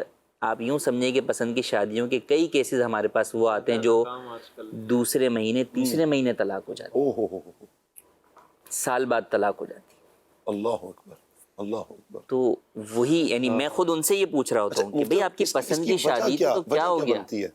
اصل میں آپ کیا سمجھتے ہیں؟ اس کی بہت ساری وجوہات جو ہے وہ ہوتی ہیں. وجہ یہ ہے کہ ایک اولاً تو یہ پسند کی شادی کے اندر جو اس طرح والدین فیملی سب سے الگ ہو کے وہ کیا جاتا ہے وہ ایک جذباتی فیصلہ ہوتا ہے. جی اس میں جو ہے وہ سمجھیں کہ ایک دانشورانہ آپ کا جو ہے وہ اقدام نہیں ہوتا کہ آپ نے اس کے نیگیٹو اور پازیٹیو سارے جو ہے وہ پہلو جو ہے وہ دیکھ لیے ہوں، سوچ لیے ہوں. پھر آپ اس کے اندر صرف سامنے والے کو دیکھ رہے ہوتے ہیں، لڑکا لڑکی کو، لڑکی لڑکے کو دیکھ رہی ہوتی ہے. جی فیملی سے جو ہے وہ قطع تعلقی ہوتی ہے یا ان سے جو ہے وہ لنک نہیں ہوتا. لیکن کئی جگہ تو ایسا ہوتا ہے کہ الگ ہو جاتے ہیں. جی کئی جگہ ایسا ہوتا ہے کہ پسند کی شادی کے بعد آتے گھر میں ہی ہیں. جب گھر میں آتے ہیں تو اب آپ سمجھ سکتے ہیں کہ جو ہے وہ ساس بہو کے مسائل دیگر ساری چیزیں. پھر اس وقت لڑکے کو بھی اپنی ماں کی بڑی فکر آ جاتی ہے، ٹھیک ہے، لڑکی کو اپنی جو ہے وہ فیملی کی جو ہے وہ بڑی فکر آ جاتی ہے. تو پھر بہت ساری ایسی چیزیں ہو جاتی ہیں جو کہ طلاق کا موجب جو بنتے ہیں. اور جو اکیلے رہتے ہیں وہاں بھی یہی ہوتا ہے کہ بہت ساری وہ چیزیں جب کہ ابتدائی طور پر وہ عشق ہوتا ہے تو وہ عشق کے اندر وہ سارے دعوے کیے ہوئے ہوتے ہیں کہ جس کا جو ہے وہ وجود نہیں ہوتا. اور جب وہ حقیقی زندگی کے اندر تارے توڑ کے لاؤں گا اور پھر سائڈ سے گلاس بھی اٹھا کے نہیں دیتے. جی بالکل. تو وہ پھر جو ہے وہ ایسا ہوتا ہے کہ جب وہ نظر آتا ہے نا کہ بھئی یہ کیا دعوے تھے اور کیا جو ہے وہ حقیقت ہے، تو بہت جلدی جو ہے وہ محبت جو ہے بیزاریت کے اندر جو ہے وہ بدل جاتی ہے. تو اس لیے چاہیے یہ کہ نکاح میں بنیادی چیز جو دیکھی جائے وہ دینداری جو ہے وہ دیکھی جائے. اور اس کے اندر آپ انداز دیکھیں. حضرت عمر فاروق اعظم رضی اللہ تعالیٰ عنہ جب آپ کی بیٹی سیدہ حفصہ رضی اللہ تعالیٰ عنہ جو ہے وہ بیوہ جو ہے وہ ہوئیں تو اس کے بعد آپ ان کا رشتہ لے کر کس کے پاس گئے؟ حضرت عثمان غنی رضی اللہ تعالیٰ عنہ کے پاس، جو کہ خود شادی شدہ تھے. اللہ اکبر. ٹھیک ہے، ان کے پاس رشتہ لے کر گئے نا، دینداری پیش نظر تھی. کیا بات کیا بات. انہوں نے منع کیا. پھر اس کے بعد حضرت ابوبکر صدیق رضی اللہ تعالیٰ عنہ کے پاس جو ہے وہ لے کر گئے. آپ نے کوئی جواب نہیں دیا کیونکہ آپ جانتے تھے کہ نبی کریم صلی اللہ علیہ وسلم نے جو ہے وہ سیدہ حفصہ کے نکاح کے حوالے سے ذکر کر چکے تھے حضرت ابوبکر صدیق رضی اللہ تعالیٰ عنہ سے. اور پھر اس کے بعد نبی کریم صلی اللہ علیہ وسلم کی طرف سے پیغام نکاح جو ہے وہ سیدہ حفصہ کا جو ہے وہ آیا اور نکاح ہوا. تو آپ یہ دیکھیں کہ ایک باپ جو ہے وہ اپنی اولاد کے نکاح کے لیے کس کے پاس گیا. ہمارے یہ بھی معاشرے کے اندر ہے کہ بھئی لڑکی والے کسی کے پاس کیوں جائیں جی رشتہ لینے کے لیے. یعنی جو شادی ہے نا وہ جو ہم کہتے ہیں مشکل بن گئی ہے وہ بہت ساری وجوہات کی بنیاد پر. ایک تو ہے شادی کی رسمیں، ایک ہے ابتدائی رشتہ تلاش کرنے کے اندر جو مسائل ہیں وہ الگ ہیں. یعنی رشتے کے اندر کئی جگہوں پر یہ ہے کہ بھئی اس وجہ سے رشتہ نہیں کرتے، سب کچھ ٹھیک ہے، لڑکا ٹھیک ہے، آمدنی بھی ٹھیک ہے، سب کچھ ہے، نہیں اس کی بہنیں 3 ابھی غیر شادی شدہ ہیں. جی تو بھئی اگر ہم شادی سے ہماری بیٹی کی شادی ہو جائے گی تو یہ تو اپنی بہنوں کی جو ہے وہ کفالت میں لگا رہے گا، تو لہٰذا جو ہے وہ ہم جو ہے وہ یہاں پر شادی نہیں کرنا چاہ رہے. تو آپ یہ دیکھیں کہ کس قدر کم ظرفی ہے جی کہ آپ ایک شخص جو کہ اس پر جو حقوق لازم ہے اپنی فیملی کی، آپ اس کو اس کی ادائیگی سے روکنا چاہتے ہیں. یعنی آپ جو وہاں نہیں کر رہے، کیوں نہیں کر رہے؟ اسی لیے نہیں کرنا چاہ رہے نا کہ بھئی یہ کام نہ کرے جو یہ کرنے کے لیے طرف جا رہا ہے. اگر وہ لڑکا آپ سے کمٹمنٹ کر لے کہ بھئی یہ کام میں نہیں کروں گا تو آپ فوراً راضی ہو جائیں گے وہاں پہ رشتے کے لیے. جی تو دونوں طرف سے تو رشتہ کئی دفعہ ہوتا ہے کہ ہم نے خود ہی مشکل بنایا ہوا ہوتا ہے. جی. معیار اتنا اعلیٰ کر لیا ہوتا ہے کہ اس معیار کا کوئی ملتا نہیں ہے. جی اور پھر اس کے بعد آخر میں معیار صرف یہی رہ جاتا ہے کہ سامنے والا انسان ہونا چاہیے. ہاں یہ ہے، کسی صاحب نے لکھا تھا کہ بھائی شادی کے لیے مجھے 40 خوبیوں والی خاتون درکار ہے. جب شادی لیٹ ہوتی گئی تو ایک ایک خوبی ختم کرتے گئے اور آخر میں انہوں نے ایک ہی رکھی کہ بس عورت ہونی چاہیے. اللہ اکبر. تو یہ ہوتا ہے انسان بات. ہونا چاہیے. اللہ عافیت فرمائے. اور یہ اس طرح کی آپ جو قیدیں لگاتے جائیں گے تو آپ خود مشکل میں آتے جائیں گے. دینداری کو دیکھیں. میں چاہوں گا آصف بھائی، دین اسلام جو رشتہ دیکھتے وقت جو ابتداً جس چیز پر بہت زیادہ زور دیتا ہے، مفتی صاحب نے بھی جس کی طرف اشارہ کیا ہے، میں چاہوں گا آپ مزید اس پر کچھ ارشاد فرمائیں. حدیث پاک ہے، نبی کریم صلی اللہ علیہ وسلم نے ارشاد فرمایا کہ اگر تمہارے پاس کوئی ایسا رشتہ آئے کہ جس کا دین اور اخلاق تمہیں پسند ہو، تو ارشاد فرمایا کہ تم اپنی لڑکی کا رشتہ اس سے دے دو، نکاح کر دو. اور اگر تم نے ایسا نہ کیا تو لمبا چوڑا فساد معاشرے میں فتنہ پیدا ہو جائے گا. حکیم الامت مفتی احمد یار خان نعیمی رحمۃ اللہ علیہ، آپ نے اس کے ساتھ تحت جو لکھا ہے اس کا خلاصہ یہ ہے. آپ فرماتے ہیں کہ لوگ کیا کرتے ہیں، مال و دولت والے رشتے کے انتظار میں اچھے رشتے ٹھکرا دیتے ہیں. پھر آپ فرماتے ہیں کہ اچھے اخلاق والے اور دیندار رشتے موجود ہوتے ہیں، اس کے باوجود مالدار کے انتظار میں ان رشتوں کو ٹھکرا دیا جاتا ہے. لڑکیاں یوں کنواری رہ جاتی ہیں اور بہت سے لڑکے بھی جو نا اس وجہ سے نکاح سے محروم رہتے ہیں. اب معاشرے میں بے حیائی کا معاملہ بڑھ جاتا ہے اور بدکاریاں بڑھ جاتی ہیں. تو اب یہ ہے کہ نبی پاک علیہ السلام کا جو فرمان ہے کہ تم دین دیکھو اور اچھے اخلاق دیکھو. اگر دین میں اب ساری چیزیں آ گئیں، اس کا عقیدہ درست ہے یا نہیں ہے، اور عقائد کے معاملات ہیں، نظریات ہیں، اور دین میں اس کی پختگی کیسی ہے، دین پر اس کا عمل کیسا ہے، اور اس کی عادات و اطوار، اس کے اخلاق جو ہیں وہ اچھے ہیں، تو ارشاد فرمایا کہ اسے تم رشتہ اپنی بیٹی کا، اپنی بچی کا دے دو. پھر آپ یہ دیکھیں کہ حدیث پاک پہلے بھی ذکر کی گئی، اور آپ یہ دیکھیں کہ یہ جو چیزیں ہیں، فرمایا گیا کہ مال کے سبب نکاح کیا جاتا ہے، حسب و نسب کی وجہ سے نکاح کیا جاتا ہے، جمال کی وجہ سے نکاح کیا جاتا ہے، اور چوتھا دین کی وجہ سے، علیکم بدین، تم پر جو ہے وہ دین والی عورت جو ہے وہ تم پر لازم ہے. تو اب یہ دیکھیں کہ علماء نے بڑی پیاری بات کی ہے کہ یہ جو پہلی 3 چیزیں ہیں، فرمایا یہ ان کو بعد میں اگر یہ مل جاتی ہیں ساتھ، دین کے ساتھ اگر جمال بھی ہے، دین کے ساتھ اگر مال بھی ہے، دین کے ساتھ حسب نسب بھی اچھا ہے، تو فرمایا کہ بھائی یہ تو ثانوی چیزیں ہیں. اگر یہ اس کے ساتھ آتی ہیں اور پہلے ہم نے دین کو دیکھا، جب دین کا پہرا لگا ہوتا ہے نا، تو پھر کیا ہوتا ہے، جمال سرکش نہیں کرتا، مال جو ہے وہ اس کو جو ہے تکبر میں مبتلا نہیں کرتا، اور اس کو خاندان جو ہے، خاندان حسب و نسب تکبر میں مبتلا نہیں کرتا. تو اب یہ فرمایا کہ دین اگر ہم نے دیکھا ہے اور دین کو دیکھتے ہوئے رشتہ کر دیا ہے، تو اب اس کے ساتھ دوسری چیزیں بھی آ گئی ہیں، تو اس کو کہتے ہیں سونے پہ سہاگا. تو اب یہ کہ جو سونے پہ سہاگا ہو رہا ہے، اور یوں جو ہے نا وہ بہتری کے معاملات ہو جاتے ہیں. تو لڑکے کی طرف سے بھی اور لڑکی کی طرف سے بھی، دونوں میں 2 چیزیں ہیں بنیادی طور پہ، کہ ایک دینداری، دوسرا اچھے اخلاق. عادات اچھی ہیں، برائیوں میں لڑکا مبتلا نہیں ہے، اس کی گیدرنگ اچھی ہے، اور اس کا یعنی کہ ایسا کوئی معاملہ نہیں ہے کہ برائیوں میں مبتلا ہے اور جھوٹ. اگر ہم نا آصف بھائی دینداری کو دیکھ لیں نا، صرف دینداری کو دیکھیں، جو آپ بھی بات فرما رہے ہیں، مفتی صاحب نے بھی کہی ہے، دینداری کو دیکھیں تو دینداری میں یہ ساری چیزیں آ جائیں گی. وہ جھوٹا نہیں ہوگا، دھوکہ باز نہیں ہوگا، کیونکہ دیندار ہے تو جھوٹ نہیں بولے گا، دیندار ہے تو دغا باز نہیں ہوگا، دیندار ہے تو بدنگاہی کرنے والا نہیں ہوگا، دیندار ہے تو جو ایک بات چلی تھی کہ وہ ایک دوسرے کو تاڑنے والے نہیں ہوں گے. تو اس طرح کی جو رذیل حرکات ہیں، بری حرکات ہیں، بری عادات ہیں، ان سے اپنے آپ کو بچانے والا ہوگا. جب اس طرح کا ہوگا، نمازی ہوگا، پرہیزگار ہوگا. ہاں، اپنے کام کاج والا ہو، کام کاج کرنے والا ہو، پھر جو ذمہ داری عائد ہوتی ہے نان نفقہ کی، جیسے فصیح الدین بھائی نے بھی ہماری رہنمائی کی کہ نان نفقہ بھی اٹھانے والا ہو، اتنی تو کم سے کم صلاحیت ہو کہ وہ نان نفقہ اٹھا سکے. تو اب جو ہے نا اگر ایسے بندے کا انتخاب کرتے ہیں تو آپ یقین کریں مدنی چینل کے ناظرین کہ گھر بڑا سکھی ہو جائے گا. یہ محبتیں قائم ہو جائیں گی. جب میاں بیوی کے درمیان محبت ہوتی ہے تو بچوں کی جو پرورش ہے یہ اس میں میاں بیوی کی محبت کا ایک بہت بڑا کردار ہے. اگر ان کے اندر ناچاکی ہے، یعنی کہ نہیں بنتی، لڑائی جھگڑا ہوتا ہے، غصہ ہوتا ہے، آپ سوچیں کہ بچوں کے ذہن پر کیا اثر پڑے گا. یہ تو چھوٹے چھوٹے پھول ہیں نا، یہ ابھی تو کورے کاغذ کی طرح ان کا دماغ ہے. آپ جو لکھتے چلے جائیں گے، جو ان کے سامنے بیان کرتے چلے جائیں گے، انہوں نے وہی عادات اپنا لینی ہے. تو اگر لڑائی جھگڑا ہے، غصہ ہے، آپ بچے کی کیا پرورش کر رہے ہیں؟ تو ایسا بچہ ذہنی طور پر یوں کہیں کہ مفلوج ہو جاتا ہے، کمزور ہو جاتا ہے، کن ذہن ہوتا ہے، احساس کمتری کا شکار ہوتا ہے. وہ کہیں بھی جائے گا ڈرا رہے گا کہ یہ کہیں سے لڑائی ہوگی، کہیں سے برتن آئے گا. وہ ذرا سی اونچی بات سنتا ہے تو گھبرا کر وہ چھپنے کی کوشش کرتا ہے. کیوں؟ اس نے ساری زندگی یہی دیکھا ہے، بچپن سے یہی دیکھا ہے کہ والد صاحب والدہ کو مارتے تھے، جھگڑتے تھے، لڑائی جھگڑا.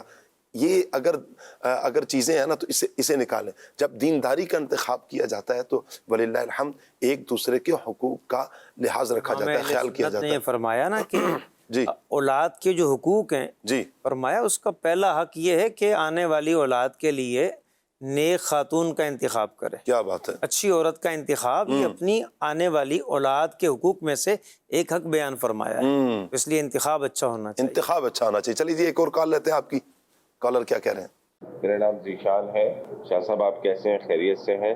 شاہ صاحب میری طرف سے آپ کو اور آپ کے تمام گیسٹ کو السلام علیکم ورحمۃ اللہ وبرکاتہ. آج کے ٹاپک کے حوالے سے میرا سوال یہ ہے کہ اگر کوئی ایک ایسا لڑکا جس کی آمدنی کم ہو، اتنی ہو کہ وہ اپنے مطلب 2 بوڑھے ماں باپ ہیں اس کے اور وہ انہی کے ساتھ رہ رہا ہے، اکلوتا بیٹا ہے ان کا، اور مطلب وہ شادی نہیں کر رہا ہے، اور اگر اس کو مطلب اس کی اس طرح کی کوئی ڈیمانڈ ہو کہ اگر میں شادی کروں تو میں اپنی وائف کو کس طرح لے کے چلوں گا ساتھ، فیملی کے اخراجات، میری سیلری کا میں اور اخراجات بڑھتے جا رہے ہیں، تو کیا وہ کسی سے ڈیمانڈ کر سکتا ہے مطلب کہ میں شادی کے بعد آپ مطلب گھر لے دیں اور یہ سب کچھ لے دیں، میرے ماں باپ ساتھ رہیں گے، آپ کی بیٹی کے نام پہ ہو گھر، یہ سب چیزیں، کیا وہ اس طرح کی ڈیمانڈ رکھ سکتا ہے یا نہیں؟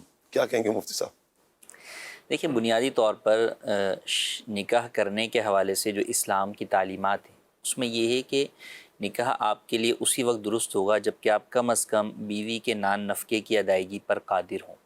اگر آپ کی آمدنی اتنی کم ہے اور اخراجات آپ کے اوپر جو لازم اخراجات ہیں وہ اتنے ہیں کہ آپ جو ہے وہ اپنی آمدنی کے اندر انہیں پورا کر سکتے ہیں، آپ بیوی کے اخراجات برداشت نہیں کر سکتے، تو پھر تو مشورہ یہ ہے کہ آپ جو ہے وہ نکاح نہ کریں یا اپنی آمدنی جو ہے وہ آپ بڑھائیں.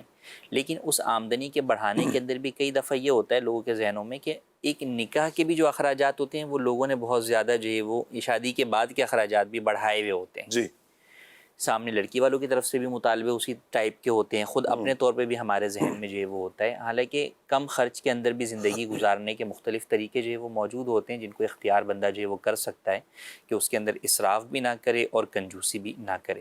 جی ٹھیک ہو اب گیا. یہاں پر تو کئی لوگ اس پر بھی کہتے ہوئے سنائی دیتے ہیں کہ بھئی 1 لاکھ روپے ہماری آمدنی ہے لیکن ہم جو ہے وہ نہیں سمجھتے کہ ہم جو ہے وہ گزر بسر جو ہے وہ کر سکیں گے بیوی کو لے کر.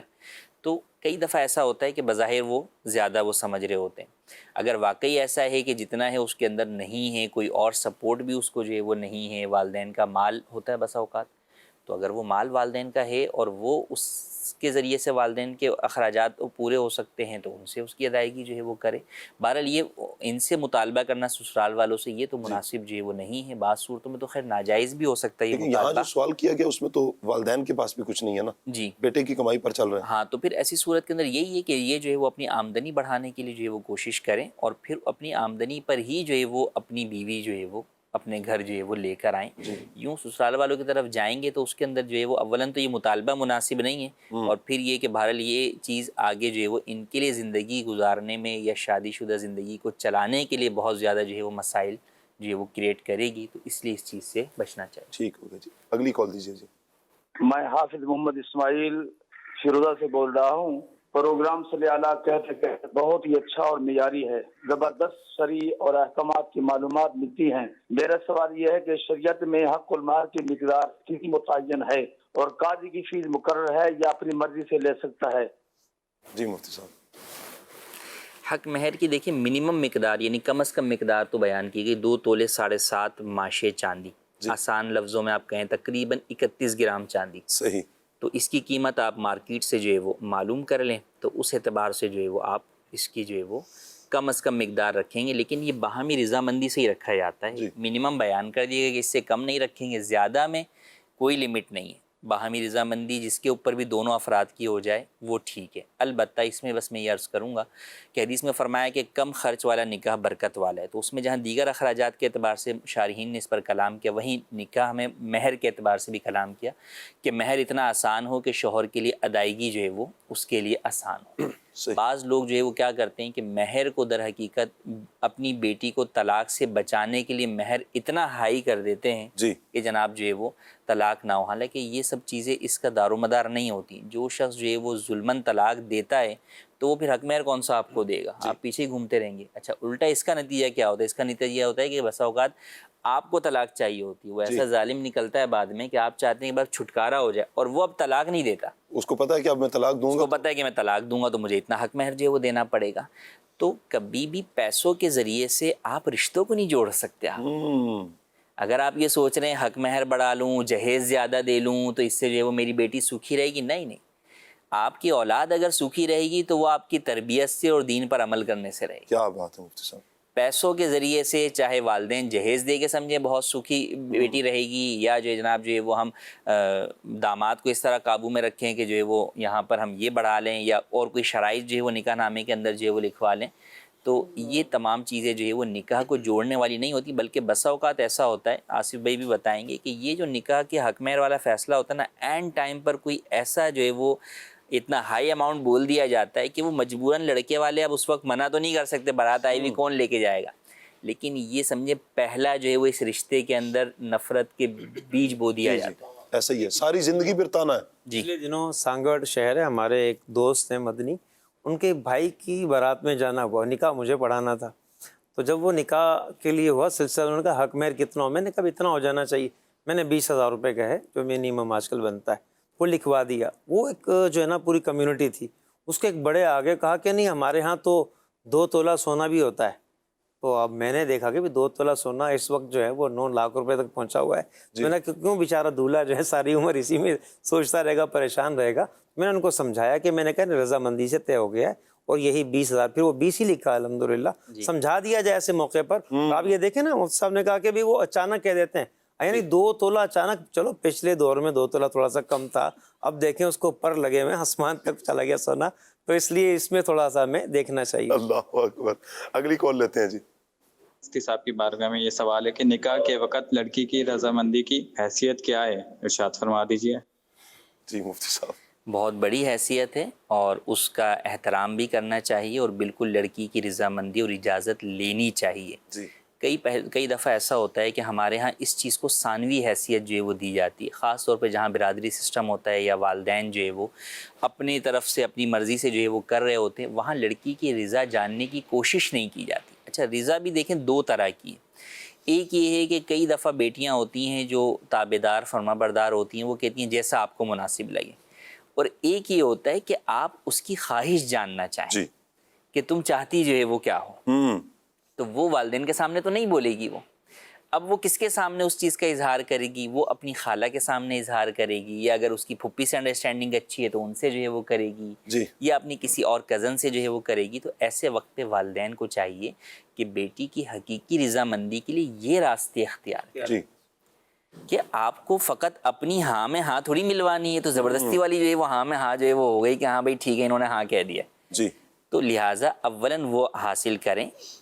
उसका फ़ायदा ये होता है कि बस आप कहेंगे भाई उसको उनके बारे में क्या पता, नहीं पता, लेकिन कई दफ़ा ऐसा होता है कि किसी ऐसी जगह रिश्ता हो रहा है जहाँ उसको नापसंद होता है, تو وہ ناپسندگی کا نتیجہ یہ ہوتا ہے کہ پھر اگلے پوری زندگی جو ہے اس بیچاری کے لیے ایک مشکل کے اندر جو ہے وہ گزرتی ہے. صحیح. تو لہٰذا جو ہے وہ اس چیز کو والدین کو چاہیے کہ بالکل پیش نظر بھی رکھیں. اور بہرحال جو ہے وہ شرعی اعتبار سے جو اجازت بالغہ عورت کی اجازت ضروری ہے تو وہ بالکل جو ہے وہ اولیاء کو جو ہے وہ اس کی اجازت لینی چاہیے. اب اس کے اندر جو ایک اور چیز ہوتی ہے کہ اجازت کس طرح لی جائے. تو فقہ کے اندر قاعدہ بیان کیا جاتا ہے کہ جناب جو ہے وہ باکرہ یعنی کنواری عورت کی خاموشی جو ہے وہ رضامندی ہے جب اس سے نکاح کے بارے میں پوچھا جائے. تو یہ بھی اس وقت ہے جب کہ نکاح کا یہ پوچھنے والا اس کا ولی ہو یعنی باپ ہو یا بھائی ہو. عام طور پہ ہمارے ہاں کئی دفعہ ہوتا ہے کہ وہ جو پوچھنے کے لیے جاتے ہیں نا وہ جو وکیل ہم بنا کر بھیجتے ہیں وہ کبھی پھپھا ہوتے ہیں یا خالو ہوتے ہیں یا کوئی اور فرد ہوتے ہیں بہنوئی ہوتے ہیں. تو اولاً تو پردہ بھی ضروری ہے. دوسرا یہ کہ پھر ایسی صورت کے اندر خاموشی کافی نہیں ہوگی. اب بہرحال جو ہے وہ اس کو زبان سے ہی اجازت یا اقرار جو ہے وہ کرنا ہوگا کہ بھئی میں جو ہے وہ اجازت دیتی ہوں کہ فلاں سے میرا نکاح پڑھا دیا جائے. عموماً یہ تو پورا کہہ دیا جاتا ہے, آگے سے اس کے یہی کہنا ہوتا ہے کہ ہاں اجازت ہے یا اس طرح کے الفاظ قبول ہے. تو وہ الفاظ جو ہے وہ کہلوائے جائیں. بہرحال اس سے پہلے جو ہے وہ یہ چاہیے کہ والدین کو کہ اپنی بیٹیوں کی رضامندی لازمی جو ہے وہ حاصل کریں اور ان کی خوشی کے مطابق ہی جو ہے وہ نکاح کریں. اچھا مفتی صاحب ایک میسیج بھی آیا ہوا ہے, کہہ رہے ہیں کہ مفتی صاحب سے سوال ہے, شادی میں دودھ پلانے والی ایک رسم ہوتی ہے, اس کا شریعت میں یعنی شرعی اعتبار سے اس کا کیا حکم ہے؟ شادی میں رسمیں تو خیر بہت ساری ہوتی ہیں. دودھ پلائی کی رسم بھی ہوتی ہے, جوتا چھپائی کی بھی ہوتی ہے اور مختلف رسومات ہوتی ہیں. دیکھیے رسومات کا اسلام نے کانسیپٹ جو ہے وہ بڑا واضح جو ہے وہ بیان کر دیا. کوئی بھی رسم جو کہ اسلامی تعلیمات کے خلاف نہیں ہے تو وہ جائز ہے. جی. لیکن اگر کوئی بھی ایسی رسم ہے جس کے اندر اسلامی تعلیمات کی خلاف ورزی ہے, بے پردگی ہے, بے حیائی ہے, مردوں سے جو ہے وہ غیر محرم عورتوں کا جو ہے وہ تعلق ہو رہا ہے, کزنز کا, سالیوں کا, ٹھیک ہے, تو وہ ناجائز جو ہے وہ ہو جائے گی. اسی طریقے سے کئی ایسی رسومات ہیں جس کے اندر پیسہ جو ہے وہ سامنے والے سے حاصل کیا جاتا ہے, تو اس کے اندر بھی اگر تو باہمی رضامندی سے فریقین بخوشی جو ہے وہ اس رسم کے اوپر دیتے ہیں. جیسے انہی رسومات کے اندر بہنوں کی بھی کچھ رسمیں ہوتی ہیں کہ بھئی وہ جو ہے وہ بھائی کو روک لیتی ہیں کہ بھئی ہمیں جو ہے وہ نیک دیا جائے. تو اب انڈرسٹوڈ سی بات ہے, بھائی جو بہنوں کو نیک دیتے ہیں تو وہ خوشی سے ہی دیتے ہیں, وہ کوئی زور زبردستی کی اس میں نہیں دے رہے ہوتے. جی. تو اسی طرح بقیہ دیگر جگہوں کے اوپر بھی اگر اس طور پر دیا جانے والا اماؤنٹ ہے یا پہلے سے طے کر لیا ہے جی تو ٹھیک ہے. اور اگر ایسا ہے کہ وہ سامنے والا اس وقت جو ہے وہ مجبوراً جو ہے وہ دے رہا ہے, اپنی جان چھڑانے کے لیے جو ہے وہ دے رہا ہے, اسے پتہ ہے کہ میں نہیں دوں گا تو میں ذلیل ہو جاؤں گا یا یہ ذلیل مجھے جو ہے وہ کریں گے, تو پھر ایسی صورت کے اندر دینے والے کے لیے تو دینا جائز ہو جائے گا کہ وہ اس وقت مجبور ہے, لیکن سامنے والوں کے حق میں وہ مال لینا رشوت ہوگا جو کہ ناجائز ہو, حرام ہو. جی ایک اور کال لیتے ہیں. اوپر جرسی پہنتے ہیں تو جرسی کو فولڈ کر لیتے ہیں اوپر سے, تو کئی چیزیں ایسی ہیں. شلوار کو بھی تھوڑا اگر فولڈ کر لیتے ہیں تو کیا اس سے نماز ہو جائے گی یا مکروہ ہوگی, یہ بات بتا دیں.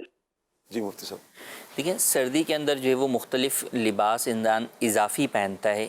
سردی سویٹر ہے, اندر جرسی ہے, تو جس چیز کا استعمال ہی فولڈ کر کے ہو, ٹھیک ہے, یعنی وہ فولڈ کر کے ہی وہ چیز پہنی جاتی ہے. جیسے جرسی ہائی نیک ہے تو ہائی نیک کے جو ہے وہ کافی بڑا جو ہے وہ کالر ہوتا ہے تو اس کو فولڈ کر کے جو ہے وہ پہنا جاتا ہے. گرم ٹوپیاں آتی ہیں وہ فولڈ ہوتی ہیں, تو ان کے فولڈ کرنے میں حرج نہیں ہے, اس حال میں نماز بھی جائز ہے. لیکن جو چیزیں فولڈ کر کے نہیں پہنی جاتی جیسے شلوار ہے, تو اب شلوار کو کوئی ادھر سے جو ہے وہ اڑس رہا ہے یا نیچے سے جو ہے وہ پینٹ ہے اس کو فولڈ کر رہا ہے, تو وہ فولڈ کر کے پہنی نہیں جاتی, تو وہ بہرحال بھی جو ہے وہ کف صوب میں آتا ہے, تو اس سے نماز مکروہ تحریمی ہوتی ہے اور ایسی نماز کو لوٹانا واجب ہوتا ہے. ٹھیک ہو گیا. ایک اور کال لیتے ہیں. میرا مفتی صاحب سے سوال ہے کہ اگر شادی ختم کرنا ضروری ہو جائے تو طلاق کا درست طریقہ کیا ہے؟ انشاءاللہ ہم یہ ٹاپک الگ سے بھی مفتی صاحب لیں گے. اگلا ٹاپک نیکسٹ منڈے کو ہم نکاح, خصوصیت کے ساتھ نکاح ہی ٹاپک رکھا ہے, اور اسے آگے انشاءاللہ طلاق کا موضوع بھی اللہ نے چاہا تو انشاءاللہ اس ٹاپک پر بھی ہم سوالات لیں گے انشاءاللہ. دیکھیں دین اسلام کے اندر طلاق کا بھی جو ہے وہ اگرچہ طلاق جو ہے وہ ناپسندیدہ چیز ہے, لیکن فرمایا ابغض الحلال الی اللہ الطلاق, کہ حلال چیزوں میں جو ناپسندیدہ چیز ہے وہ طلاق ہے. تو طلاق مطلقاً حرام نہیں ہے بلکہ اس کی اجازت ہے, البتہ اس کا طریقہ کیا اختیار کرنا چاہیے وہ دین اسلام نے مکمل اس کا پروسیس جو ہے وہ بیان کیا ہے. خلاصتاً میں صرف یہ عرض کرتا ہوں کہ طلاق اگر دینی پڑ جائے, کوئی بھی راستہ نہ ملے, تو ایک طلاق دینی چاہیے. 3 طلاقیں جو ہے وہ ہرگز نہ دیں. کئی لوگ 3 طلاقیں دے کر گھر برباد کر بیٹھتے ہیں اور پھر بعد میں پچھتا رہے ہوتے ہیں. ایک طلاق کا فائدہ یہ ہوتا ہے کہ اولا تو سنت طریقہ ہے, جبکہ اور دیگر شرائط کو بھی پیش نظر رکھا جائے۔ دوسرا فائدہ یہ ہوتا ہے کہ اس کے اندر اگر کل کو جب دونوں کو اپنی غلطی پر پشیمانی اور ندامت ہوتی ہے تو واپسی جو ہے وہ رشتہ جوڑنا جو ہے وہ آسان ہوتا ہے، جبکہ 3 طلاقوں کی صورت کے اندر یہ چیز جو ہے وہ اتنی آسان نہیں رہتی۔ تو لہٰذا اس چیز کو اختیار کریں۔ مزید تفصیل کے لیے آپ دارالفتہ کی ویب سائٹ پر بھی اور دعوت اسلامی کی ویب سائٹ کے اوپر بھی ایک پمفلٹ ہے طلاق دینے کا اسلامی طریقہ، آپ اسے جو ہے وہ ڈاؤن لوڈ کر کے پڑھ سکتے ہیں۔ مزید اس پر انشاءاللہ تفصیلی ڈسکس جو ہے وہ ہم طلاق والے ٹاپک پر کریں گے انشاءاللہ اللہ تعالیٰ مفتی صاحب کو جزائے خیر عطا فرمائے۔ مفتی صاحب سوالات تو بہت سارے ہیں، اللہ اکبر، جزاک اللہ مفتی صاحب کو رخصت کرتے ہیں جی۔ بہت شکریہ مفتی صاحب آپ کا۔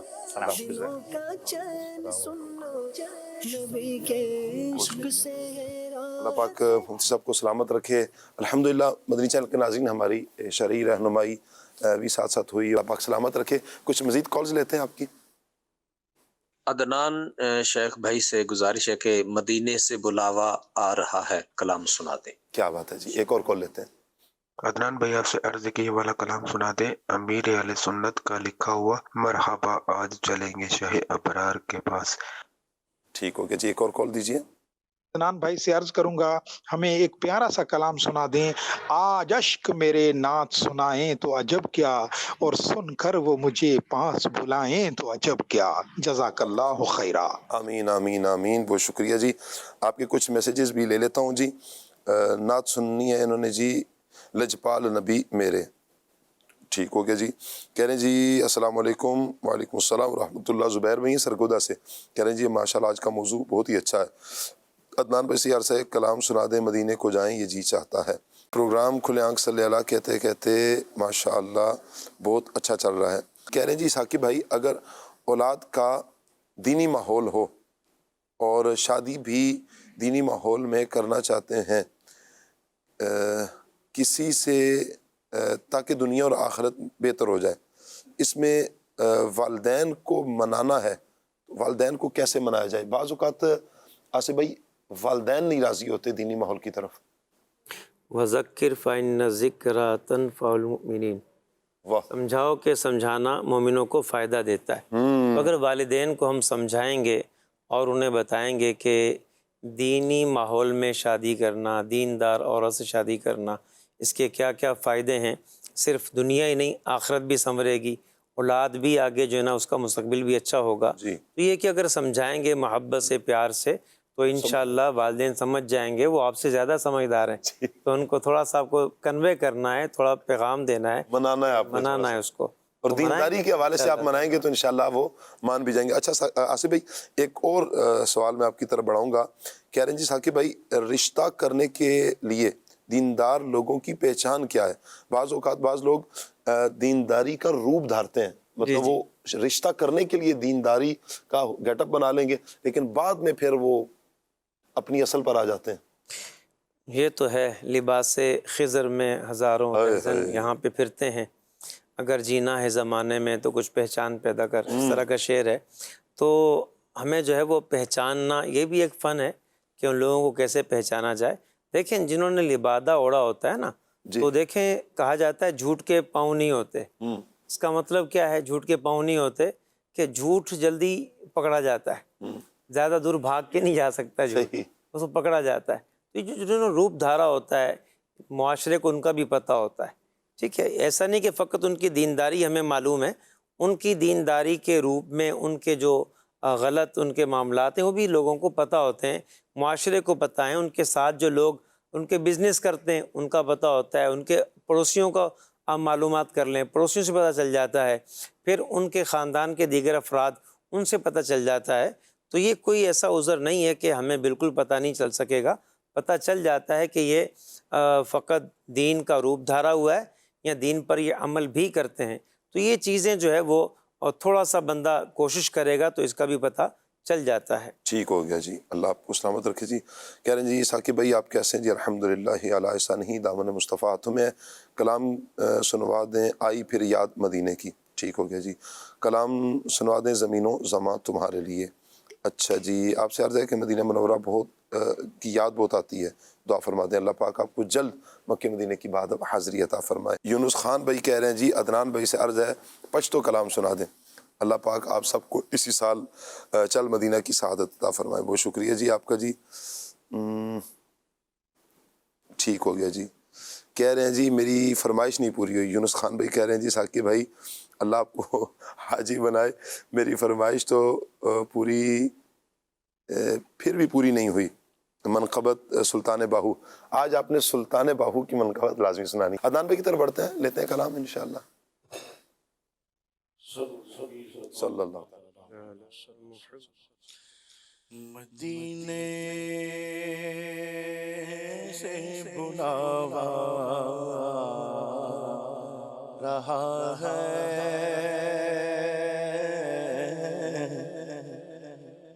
مدینے سے بلاوا رہا ہے, مدینے سے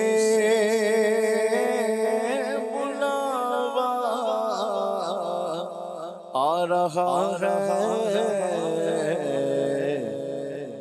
میرا دل مجھ سے پہلے جا رہا ہے, میرا دل مجھ سے پہلے جا رہا ہے, میرا دل مجھ سے پہلے جا رہا ہے, اور یہاں مرضی نہیں چلتی کسی کی, یہاں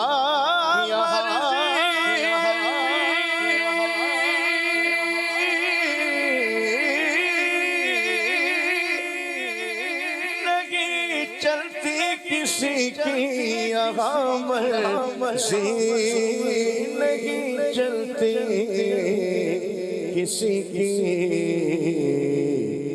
مدینے والا ہے بولوا رہا ہے, مدینے والا ہے بولوا رہا ہے, اور نوازوں کا وہ صدقہ بانٹتے ہیں, نوازوں کا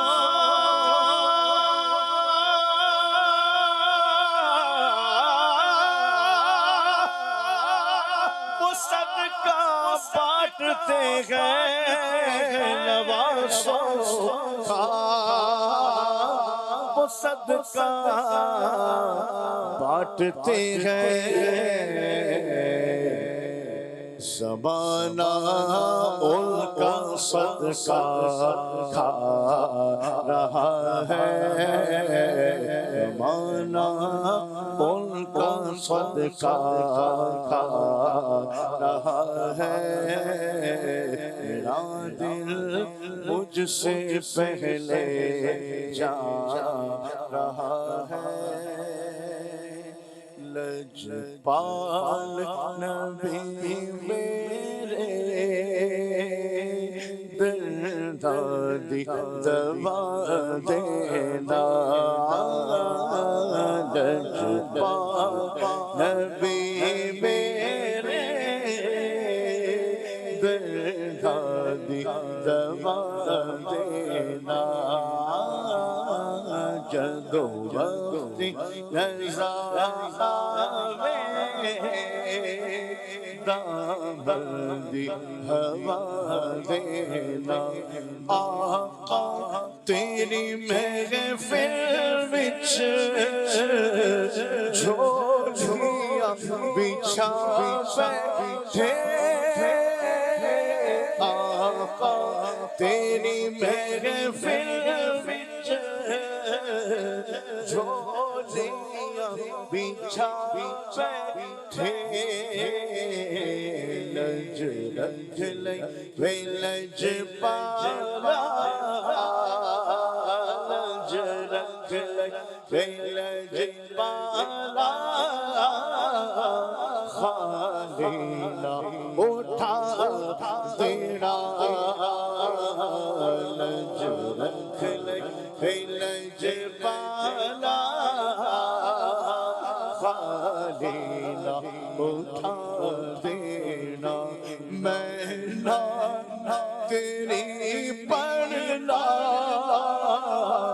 میں ذکر تیرا کرنا کا میں نہ تیری پڑھنا کا میں ذکر تیرا کرنا اس ذکر دی برکت نہ میری قبر بسا دینا لجپا نبی میرے درہادی دبا دینا وہاں کیا جو تو کرم ہے شہ بندگاہ تیرا وہاں کیا جو وہاں کیا جو وہاں کیا جو تو کرم ہے شہ بندگاہ تیرا نہیں سنتا نہیں سنتا نہیں سنتا کہ نہیں مانگنے والا تیرا میں تو نہیں سنتا نہیں سنتا نہیں سنتا نہیں سنتا کہ نہیں مانگنے والا تیرا تیرے ٹکڑوں سے پلے غیر کی ٹھوکر پہ نہ ڈال تیرے ٹکڑوں پہ پلے غیر کی ٹھوکر پہ نہ ڈال جھڑکیاں کیا کہا جو کے صدقہ تیرا جھڑکیاں تھا کہا جو کے صدقہ تیرا الف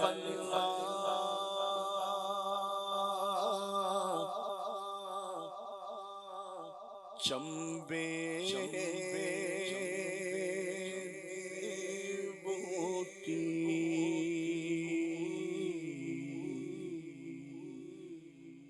میرے من وچ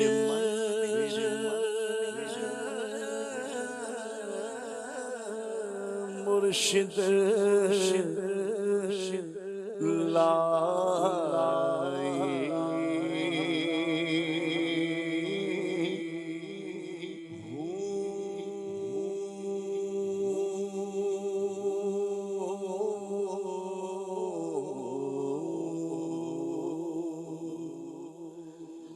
نفیس باردہ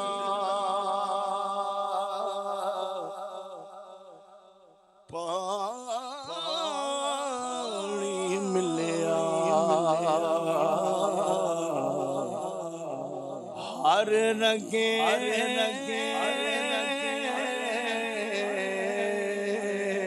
ہر جا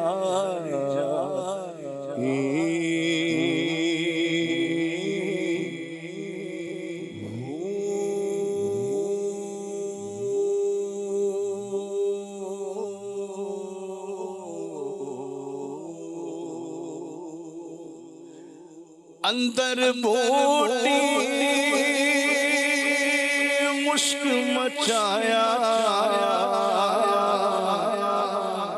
جا پھلا پھلاتے آئے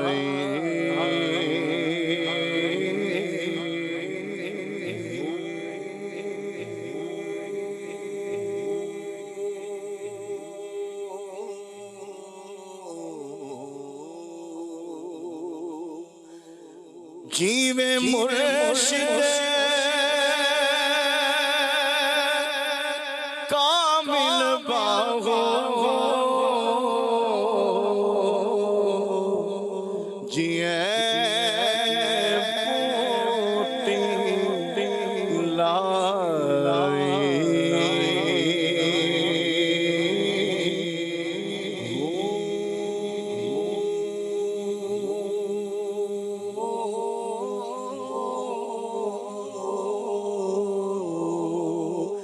تسبیح پھری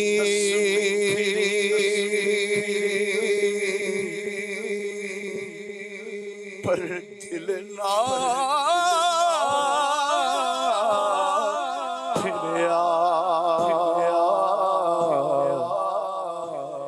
کی لینا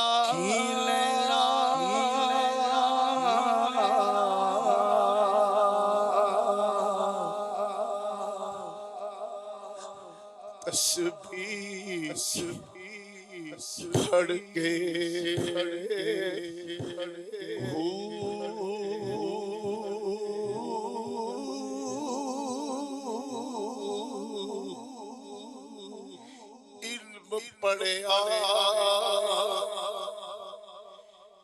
علم پڑھیا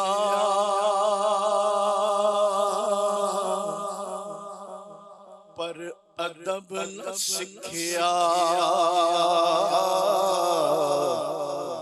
کی لینا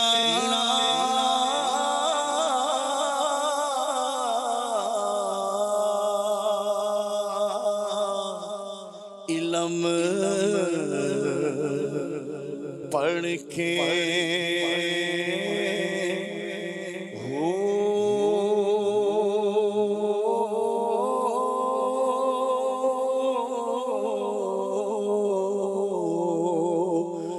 مرشد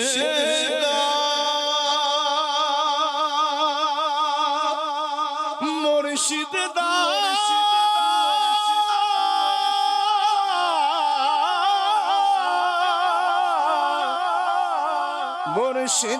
مرشد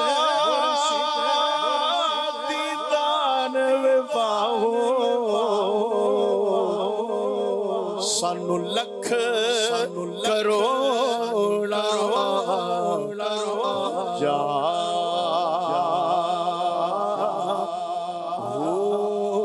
مرشد دیدار وفاہو مرشد دیدار وفاہو مرشد دیدار وفاہو سانو لکھ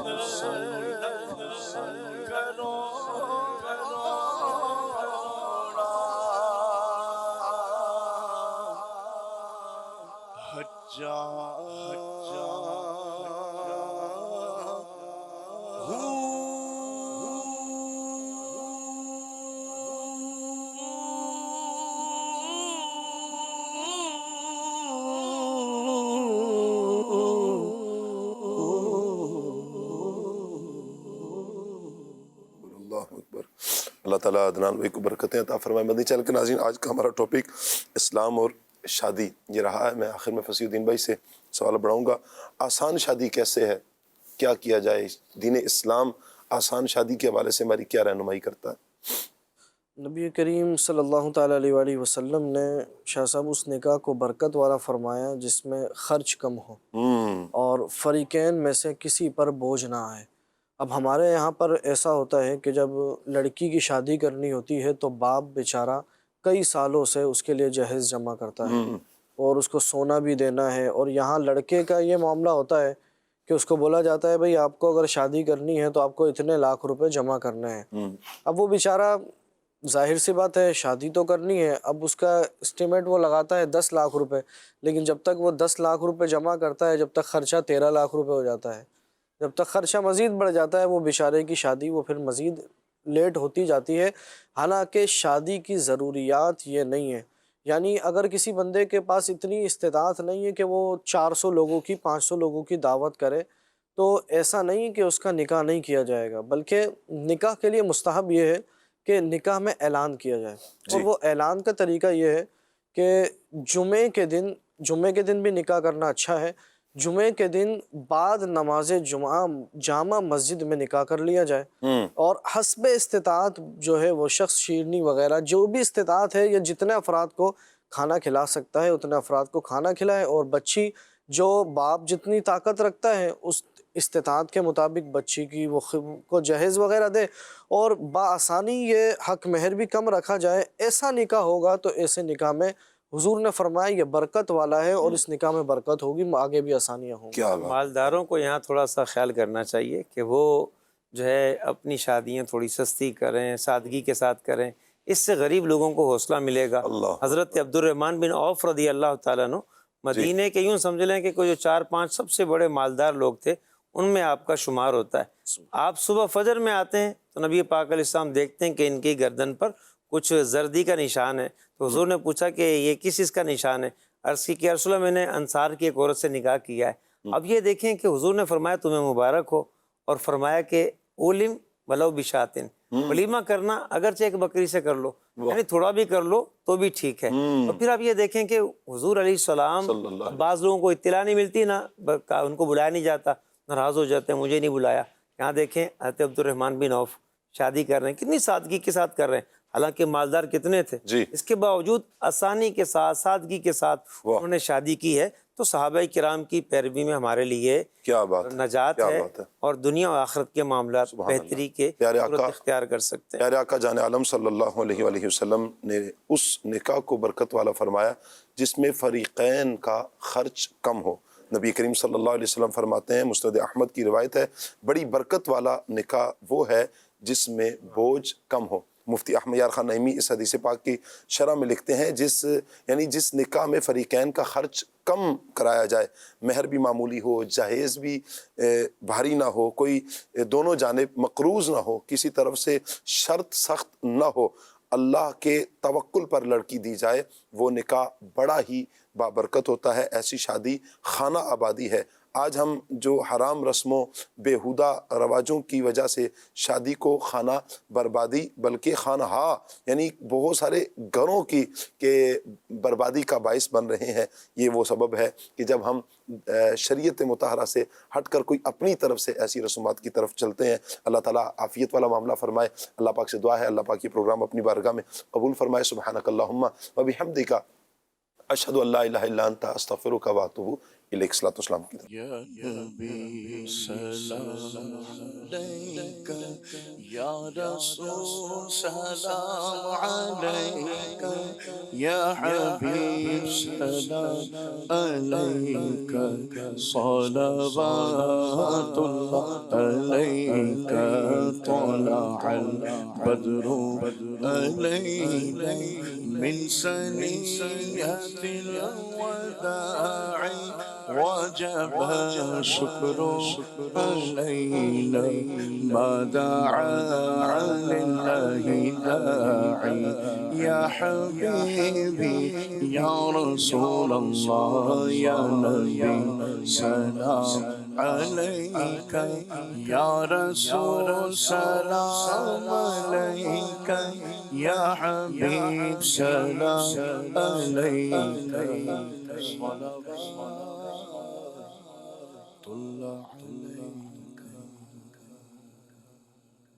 کھلے آنکھ صلی علی کہتے کہتے، کھلے آنکھ صلی